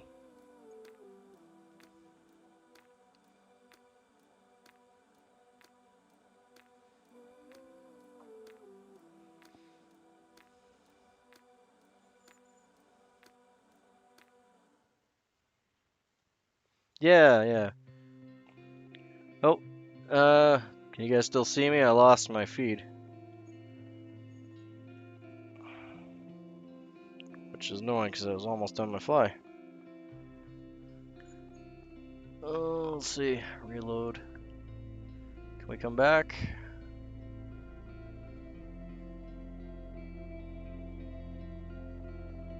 Oh.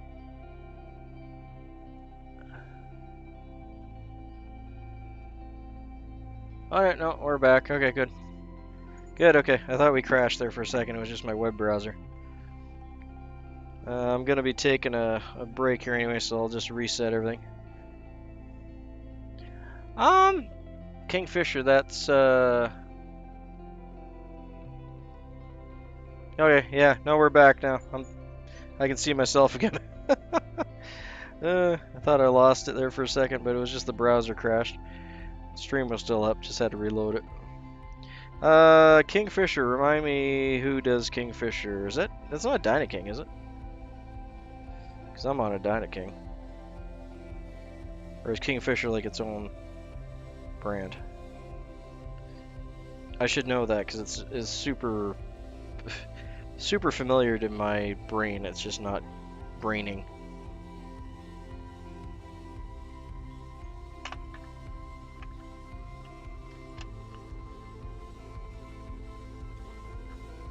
I want to say I know who does Kingfisher, but I can't off the top of my head remember. As soon as you tell me, I'm sure I'll know exactly what you're talking about.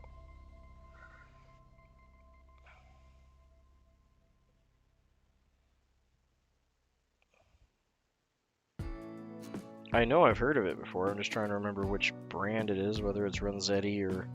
I know it's one of the top ones. Because I'm on a Barracuda, and I think the Kingfisher is... I think Kingfisher is just like the next... Well, it's not up or down from the one I'm on. It's just not as saltwater orientated. I think it's,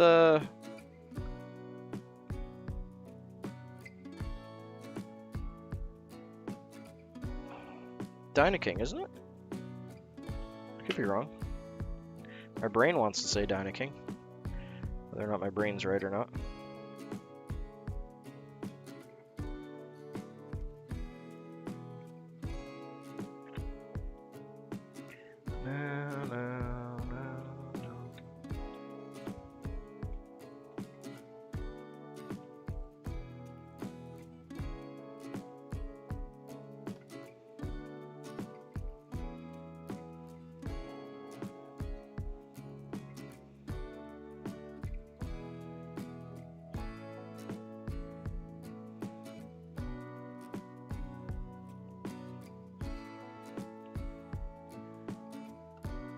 Was it Dynaking? Sorry, man, I don't have, I could pop open a web browser here, but...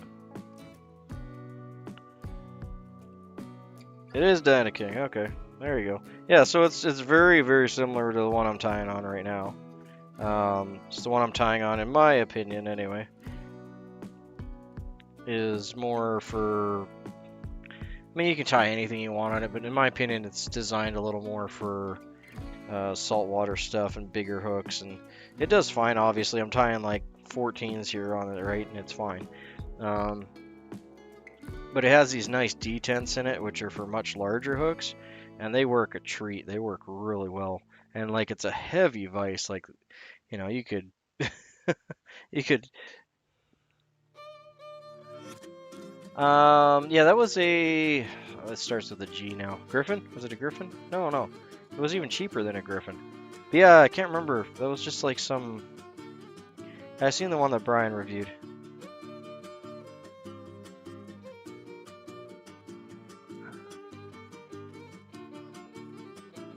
Yeah, what was the name of that brand that the cheap one that Brian reviewed?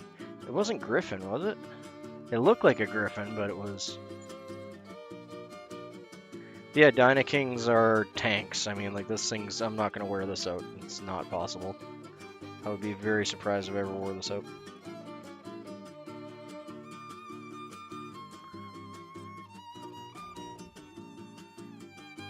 The Kingfisher has several options that this one doesn't have, mostly to do with the rotation and detenting, um, which really I don't use, so I'm not fussed on it.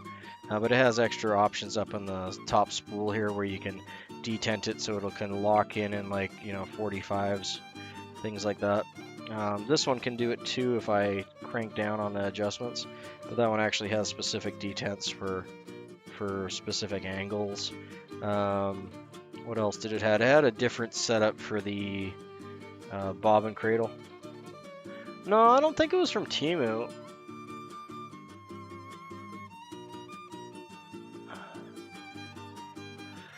Yeah, I mean, if you can tie on another Dynaking run, like especially if you're gonna be spending like the going rate on it, because they start at like $1,000.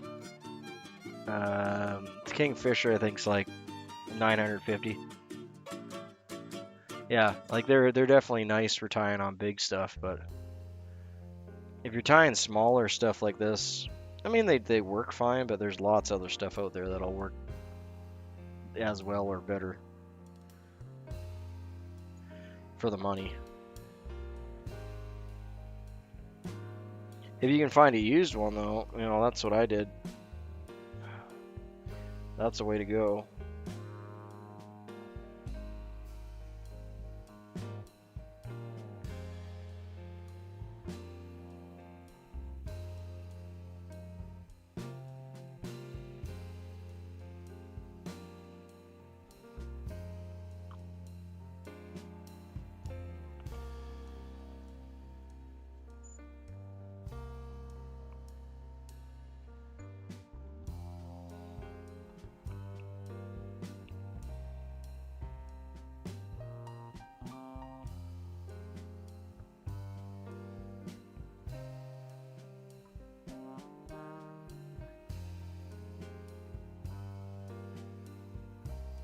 Yeah, I'm happy with that one. He's shiny, eh? That peacock just glows on the camera. That's crazy how green it is on the camera. Does not look like that to me at all. Like how the green, like the body is a lighter color, but to me it looks like I mean, it looks peacock green, but it looks more like a light olive. It's crazy how dark green it looks on here.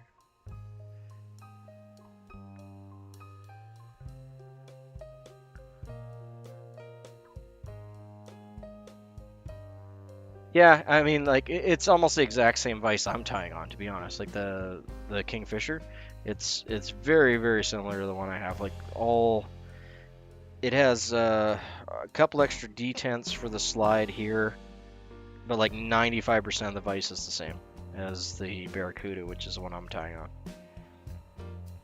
And yeah, as you can see, I got a 14 in the vise. I could easily put a 20 in here and it would hold it the same as the 14.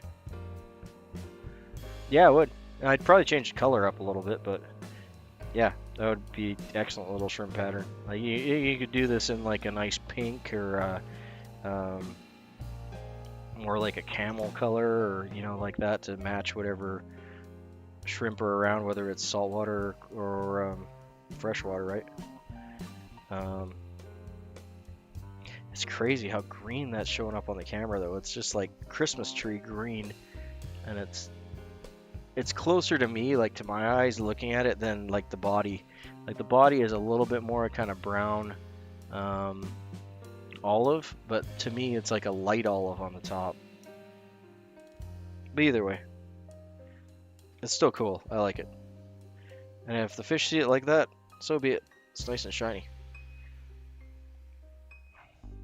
Yeah, I'll do one more spin and spiel here for a short.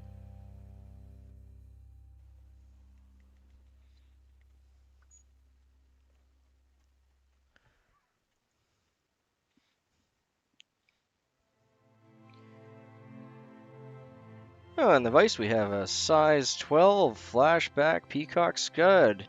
This one's got flashback for the tail and 8 strands tied up over the top as a scud back and ribbed with some gold wire and some olive dubbing for the body, all brushed out nice, and 4 strands of peacock flash in the front for the legs. Wonderful little tiny scud pattern. This is excellent fishing for the fall and later season, and also during when the ice comes on for ice fishing. Nice and shiny, throws a lot of light. Excellent little pattern. Put a couple in your box, eh? Thanks kindly.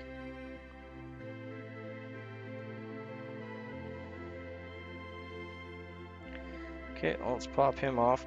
Bloop. Add him to the box.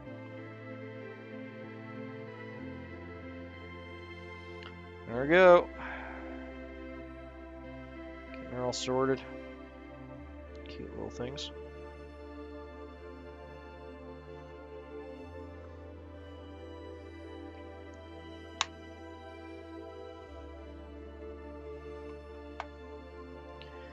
Okay. So we've hit 4 hours here, guys, so I'm going to take a break, grab some foods, take a rest, and then come back. Okay, just want to thank everyone for hanging out. We got a long list because I've been on for a while, so I'm not sure if I can, I'm not sure if I can call out everyone, but we'll have a look here. Of course, we got Valhalla, we got Wee Man, we got Run, we had Muddy in earlier. Let's see how far up I can go. Tyler was in and popped in and out a few times. I did say Muddy, but we'll say Muddy again. We had Pacific Northwest Outdoors. Eric's Flies. There's a new person coming in. That's cool. Who else do we have? Pacific Northwest. That's as far up as I can scroll. I can't go all the way to the top. Alright, well, that's everyone for now. Thank you guys. See you in a bit. I'm just going to have a break and we'll be back at it. Thanks for stopping in and hanging out with me. I thoroughly appreciate it.